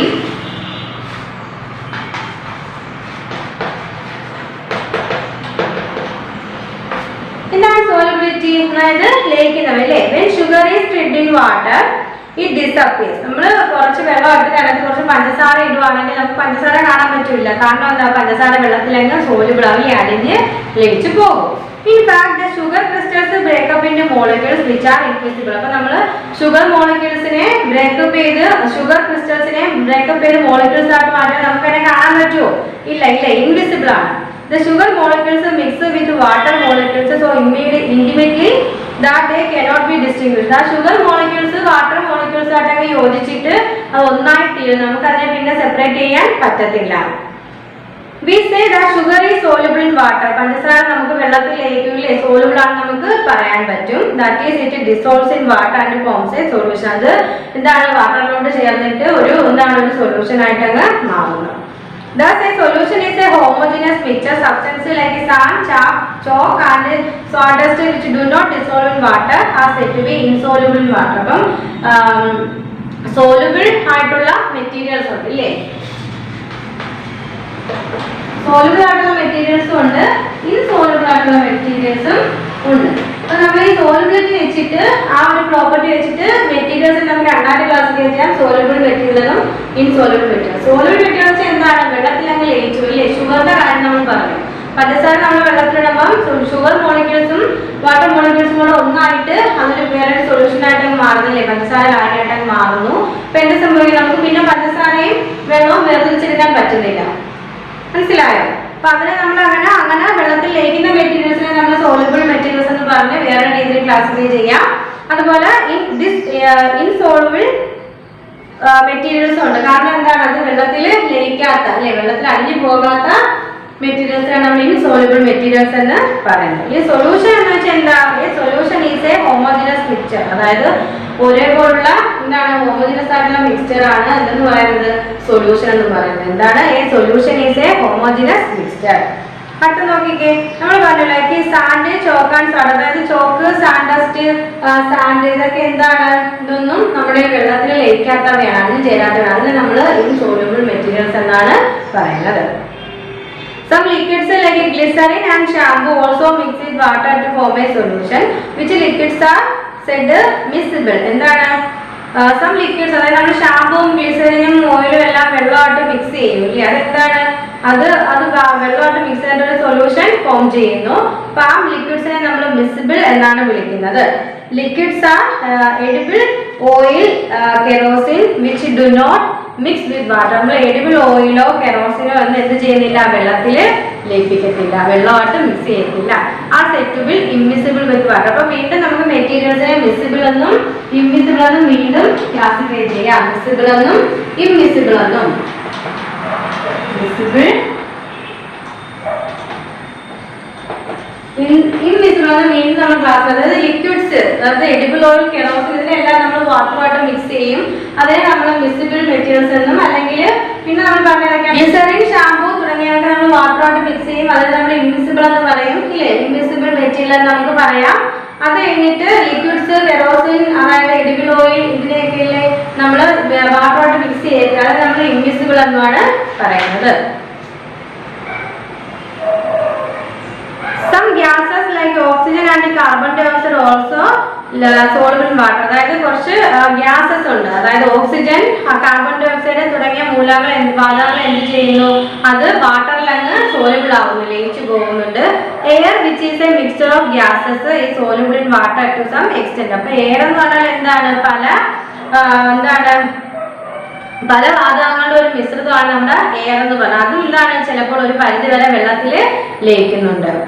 Aquatic plants and animals use the carbon dioxide and oxygen dissolved in water for their survival. ഇങ്ങനെ വെള്ളത്തിൽ ലയിക്കുന്ന ആ ഒരു ഓക്സിജനും കാർബൺ ഡൈ ഓക്സൈഡും ഒക്കെ നമ്മുടെ അക്വാറ്റിക് പ്ലാന്റ്സും ആനിമൽസിലെ ജലജീവികൾ അത് അവരുടെ സർവൈവലിന് വേണ്ടിയിട്ട് യൂസ് ചെയ്യുന്നുണ്ട്. Liquid that it dissolves other substances called a solvent. അതായത് മറ്റു സബ്സ്റ്റൻസുമായിട്ട് ലയിക്കുന്ന ലിക്വിഡ്സിനെ നമ്മൾ എന്തെന്നാണ് പറയുന്നത്? നമ്മൾ പറയുന്ന പേരാണ് എന്ത്? സോൾവെന്റ് എന്ന് പറയും. ഇതാണ് മറ്റു സബ്സ്റ്റൻസുമായിട്ട് ലയിക്കുന്ന ലിക്വിഡിനെ നമ്മൾ സോൾവെന്റ് എന്ന് പറയും. And the substance that dissolve is colour. അങ്ങനെ ലയിക്കുന്ന സബ്സ്റ്റൻസിനെ നമ്മൾ എന്തെന്ന് പറയും? സൊല്യൂട്ട് എന്നും പറയുന്നു. ഇത്രയും കാര്യങ്ങളാണ്. നോക്കിയേ, water through most widely used is not the only solvent used for dissolving other substance. അപ്പൊ അതർ സബ്സ്റ്റൻസിനെ ഡിസോൾവ് ചെയ്യിക്കുന്ന ഒരേ ഒരു സോൾവെന്റ് അല്ല നമ്മുടെ വാട്ടർ എന്ന് പറയുന്നത്. Methylated spirit, petrol, kerosene, ethyl alcohol, acetone and either are among many other solvent. A material that does not dissolve in one solvent may dissolve in another. അപ്പോൾ എന്താണ്? ജലം മാത്രമല്ല, ഇതിനെ ബാക്കിയുള്ള സബ്സ്റ്റൻസിനെ ലയിപ്പിക്കാൻ നമ്മൾ ഉപയോഗിക്കുന്ന സോൾവെന്റ് എന്ന് പറയുന്നത് നമ്മൾ ഈ പറഞ്ഞ പെട്രോളും കെറോസിൻ സ്പിരിറ്റും എല്ലാം ഇങ്ങനെ യൂസ് ചെയ്യുന്ന സോൾവെന്റ് ആണെന്ന് നമുക്ക് പറയാം. നമ്മൾ അടുത്ത പോയിന്റ് ഏതാണ്? നമുക്ക് അടുത്ത പ്രോപ്പർട്ടി സോളിബിലിറ്റി, അതായത് വെള്ളത്തിൽ ലയിക്കുന്ന മെറ്റീരിയൽസിനെ വെള്ളത്തിൽ ലയിക്കാത്ത മെറ്റീരിയൽസിനെ നമുക്ക് രണ്ടായിട്ട് ക്ലാസിഫൈ ചെയ്യാം. ഇപ്പൊ നമ്മൾ എന്താണ് നോക്കിയത്? How to classify materials. നമ്മൾ കുറെ പ്രോപ്പർട്ടീസിന്റെ അടിസ്ഥാനത്തിലാണ് നമ്മൾ മെറ്റീരിയൽസിനെ ക്ലാസിഫൈ ചെയ്യുന്നതെന്ന് പറഞ്ഞു. അതിൽ ആദ്യം പഠിച്ച പ്രോപ്പർട്ടിയാണ് ലസ്റ്റർ. ലസ്റ്റർ എങ്ങനെയാണ്? കുറെ തിളക്കമുള്ള അല്ലേ? ലസ്റ്ററും നോൺ ലസ്റ്ററും നമുക്ക് അതിൽ രണ്ടായിട്ട് മെറ്റീരിയൽസിനെ ക്ലാസിഫൈ ചെയ്യാം. സ്മൂത്ത്നെസ് ഓഫ് സർഫസ്, സർഫസിന്റെ സ്മൂത്ത്നെസ് അനുസരിച്ച് നമുക്ക് മെറ്റീരിയൽസിനെ ക്ലാസിഫൈ ചെയ്യാം. സ്മൂത്ത്നെസ്, റഫ് എന്നും പറഞ്ഞിട്ട്. പിന്നെന്താണ്? ട്രാൻസ്പെറൻസി അല്ലേ? ട്രാൻസ്പെറൻസി അനുസരിച്ച് നമ്മൾ ക്ലാസിഫൈ ചെയ്യുന്നുണ്ട്. എന്തിനെ? മെറ്റീരിയൽസിനെ എത്രയായിട്ട്? മൂന്നായിട്ട്. ഏതൊക്കെയാണ്? ട്രാൻസ്പെറന്റ് മെറ്റീരിയൽ എന്നും ഒപ്പേക്ക് മെറ്റീരിയൽ എന്നും ട്രാൻസ്പെറന്റ് മെറ്റീരിയൽ എന്നും ഇങ്ങനെ മൂന്നായിട്ട് നമ്മൾ ക്ലാസിഫൈ ചെയ്യുന്നുണ്ട്. പിന്നെ ഹാർഡ്നെസ്സിലെ കട്ടി, ഹാർഡ് മെറ്റീരിയലും ഉണ്ട്, സോഫ്റ്റ് മെറ്റീരിയലും ഉണ്ട്. പിന്നെ ഡക്റ്റബിലിറ്റി ആൻഡ് മാലബിലിറ്റി അനുസരിച്ച് നമ്മുടെ മെറ്റീരിയൽസിനെ ക്ലാസിഫൈ ചെയ്യുന്നുണ്ട്. പിന്നെ ഫ്ലോട്ടിംഗ് ഓർ സിങ്കിങ് വാട്ടർ, വെള്ളത്തിൽ മുങ്ങിക്കിടക്കുന്നതായിട്ടുള്ള മെറ്റീരിയൽസ് ഉണ്ടെന്ന് പറഞ്ഞു. പിന്നെ സോലബിലിറ്റി, വെള്ളത്തിൽ ലയിക്കുന്ന മെറ്റീരിയൽസും ഉണ്ട്, വെള്ളത്തിൽ ലയിക്കാത്ത വസ്തുക്കളും ഉണ്ട്. അപ്പൊ നമ്മൾ ഈ ചാപ്റ്ററിൽ എന്താണ് പഠിക്കുന്നത്? ക്ലാസിഫിക്കേഷൻ ഓഫ് മെറ്റീരിയൽസ് അല്ലേ? മെറ്റീരിയൽസിന്റെ ക്ലാസിഫൈ ചെയ്യുന്നത് കൊണ്ടുള്ള ഇമ്പോർട്ടൻസ്, അതിന്റെ നെസസറി, അതിന്റെ പ്രാധാന്യം എന്താണ്, നമുക്ക് എങ്ങനെ മെറ്റീരിയൽസിനെ ക്ലാസിഫൈ ചെയ്യാം. ഇത്രയും കാര്യങ്ങൾ മനസ്സിലായ മക്കൾക്ക് എന്തെങ്കിലും ഡൗട്ട് ഉണ്ടോ? അപ്പൊ ഇതിന്റെ ക്വസ്റ്റ്യൻ ആൻസർ, ഈ ചാപ്റ്ററിന്റെ ക്വസ്റ്റ്യൻ ആൻസർ ടീച്ചർ വീഡിയോയുടെ ബാക്കിൽ ഉൾപ്പെടുത്തിയേക്കാം. നോട്ട്സ് എഴുതുക, എന്നിട്ട് ടീച്ചറിനെ അയക്കണം. അതുപോലെ തന്നെ പഠിച്ച വോയിസ് മെസ്സേജും ടീച്ചറിനെ സെൻഡ് ചെയ്യണം.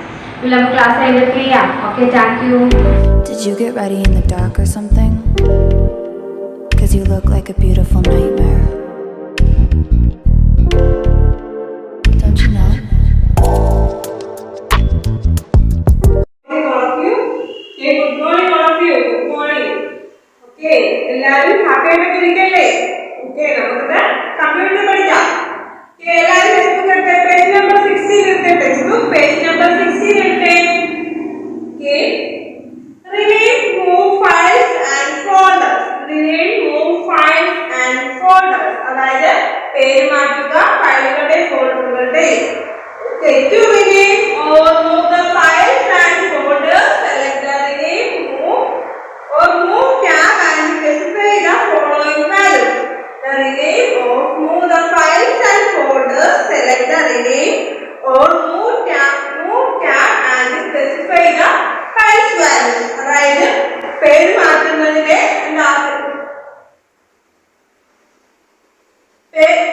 പേര് മാറ്റുന്നതിനോ ടാബ് തിരഞ്ഞെടുക്കുക. ഫയലുകളും ഫോൾഡറുകളും താഴെ പറയുന്ന മൂല്യങ്ങൾ വ്യക്തമാക്കുക. പേര് മാറ്റുന്നതിന്റെ ടാബ് തിരഞ്ഞെടുക്കുക. ഫയലുകളും ഫോൾഡറുകളും താഴെ പറയുന്ന മൂല്യങ്ങൾ വ്യക്തമാക്കുക. Okay. Parameter select action type.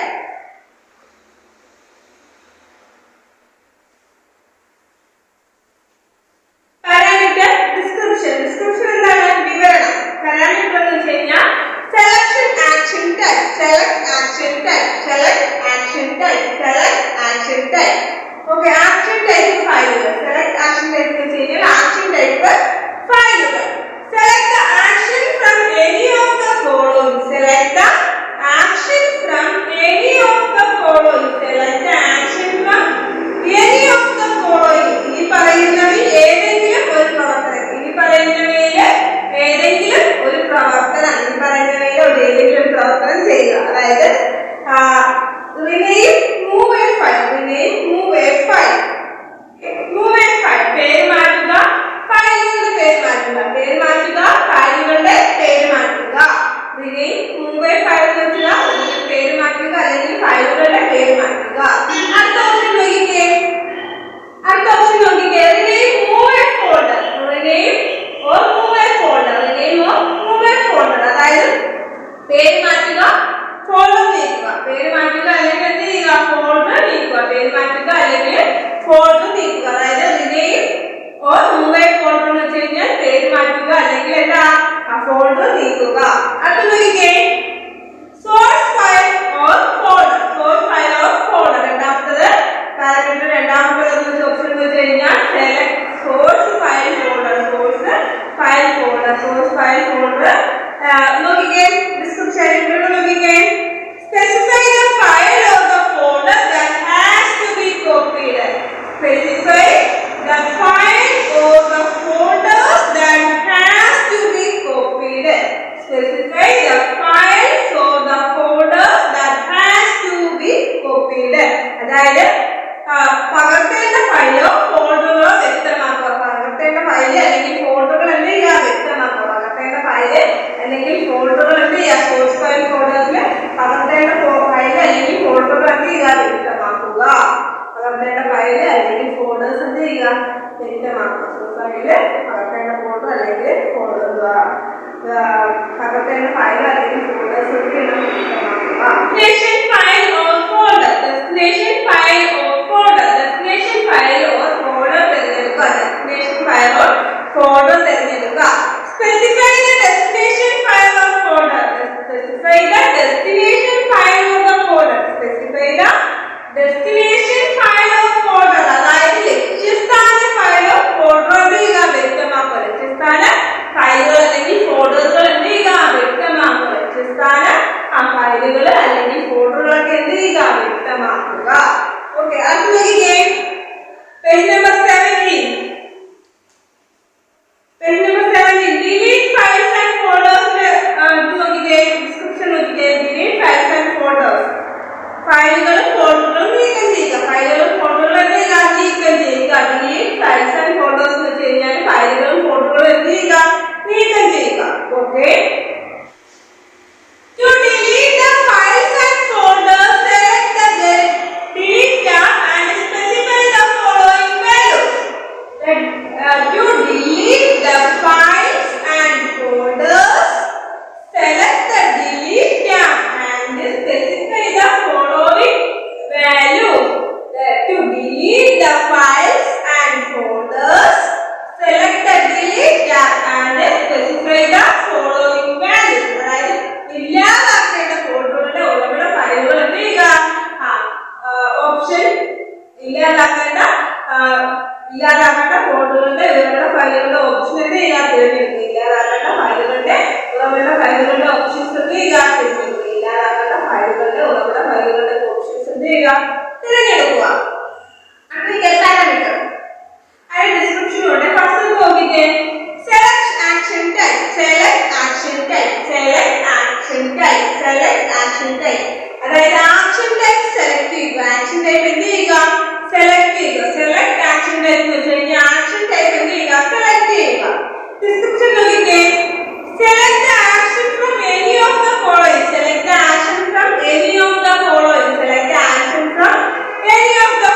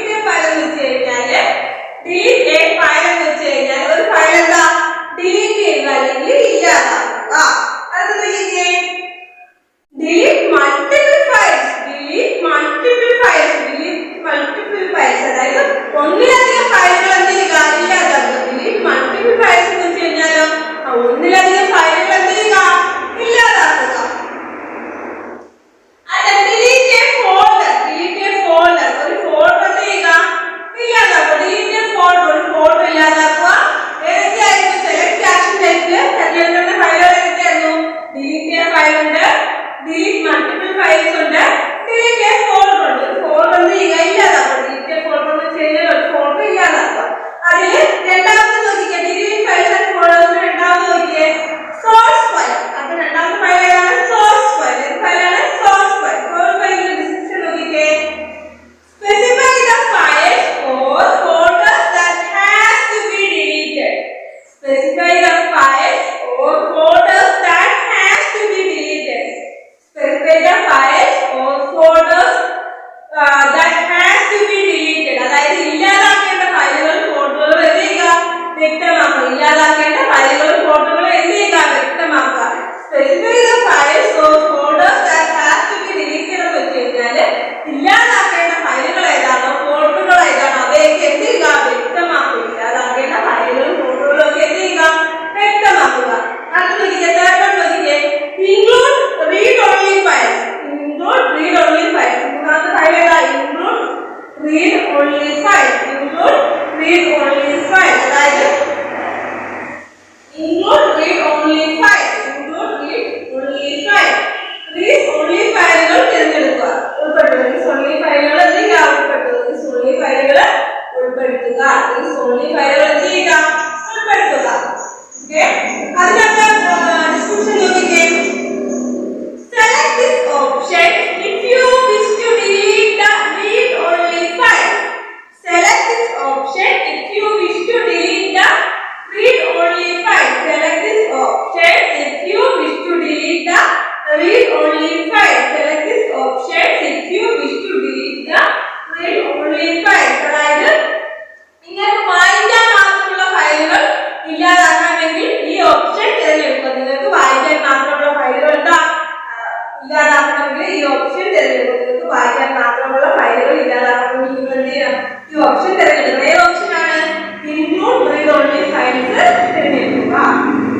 Okay, include system files. include system files എന്ന് കേട്ടിട്ടുള്ളതാണോ? system files ഉൾപ്പെടുത്തുക. include system files എന്ന് വെച്ച് കഴിഞ്ഞാൽ system files ഉൾപ്പെടുത്തുക. include system files എന്ന് വെച്ച് കഴിഞ്ഞാൽ system files എന്ത് ചെയ്യുക? ഉൾപ്പെടുത്തുക. include system files എന്ന് വെച്ച് കഴിഞ്ഞാൽ system files എന്ത് ചെയ്യുക? ഉൾപ്പെടുത്തുക. അതെന്താണെന്ന് നോക്കാം.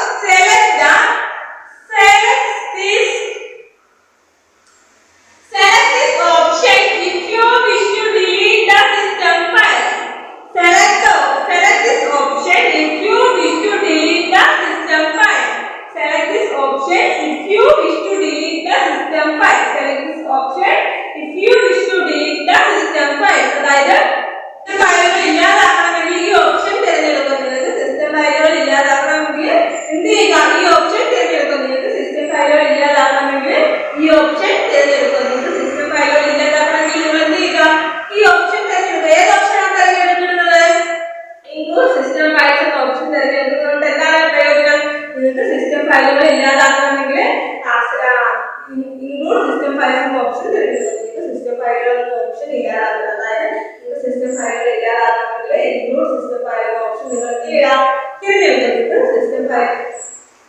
സിസ്റ്റം ഫയലുകൾ ഇല്ലാതാക്കണമെങ്കിൽ include system files എന്ന ഓപ്ഷൻ നിങ്ങൾ എന്ത് ചെയ്യുക? തിരഞ്ഞെടുക്കുക. include hidden files. include hidden files. include hidden files. മറച്ച ഫയലുകൾ ഉൾപ്പെടുത്തുക. include hidden files എന്ന് വെച്ച് കഴിഞ്ഞാൽ മറച്ച ഫയലുകൾ എന്ത് ചെയ്യുക? ഉൾപ്പെടുത്തുക. include hidden files എന്ന് വെച്ച് കഴിഞ്ഞാൽ മറച്ച ഫയലുകൾ എന്ത് ചെയ്യുക? ഉൾപ്പെടുത്തുക. നോക്കിക്കേ, select this option if you wish to delete the hidden files. select this option if you wish to delete the hidden files. select this option if you wish to delete the hidden files. അതായത്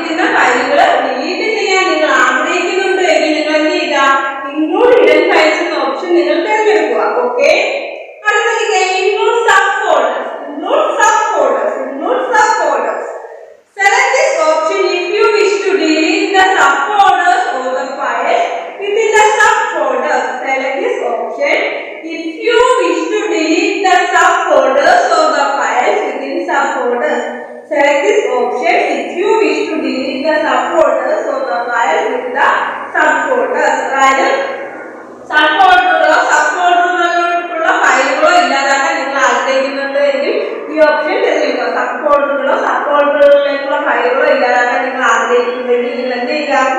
include സബ്ഫോൾഡേഴ്സ് എന്ന file തിരഞ്ഞെടുക്കുക. സബ്ഫോൾഡറുകളോ സബ്ഫോൾഡറുകളിലേക്കുള്ള ഫയലുകളോ നിങ്ങൾ എന്താ delete ചെയ്യാൻ ആഗ്രഹിക്കുന്നുവെങ്കിൽ include സബ്ഫോൾഡേഴ്സ് എന്ന file നിങ്ങൾ എന്ത് ചെയ്യുക? തിരഞ്ഞെടുക്കുക. സബ്ഫോൾഡേഴ്സുകളിലേക്കുള്ള ഫയലുകളോ നിങ്ങൾ എന്താ ഡിലീറ്റ് ചെയ്യാൻ ആഗ്രഹിക്കുന്നുണ്ടെങ്കിൽ ഇൻക്ലൂഡ് സബ്ഫോൾഡേഴ്സ് എന്ന ഫയൽ നിങ്ങൾ എന്ത് ചെയ്യുക? തിരഞ്ഞെടുക്കുക. അടുത്ത കണ്ടിന്യൂ ഓൺ കണ്ടിന്യൂ ഓൺ ഒരു ഫയൽ തുറക്കുക. കണ്ടിന്യൂ ഓൺ ഒരു ഫയൽ തുറക്കുക. കണ്ടിന്യൂ ഓൺ ഒരു ഫയൽ തുറക്കുക.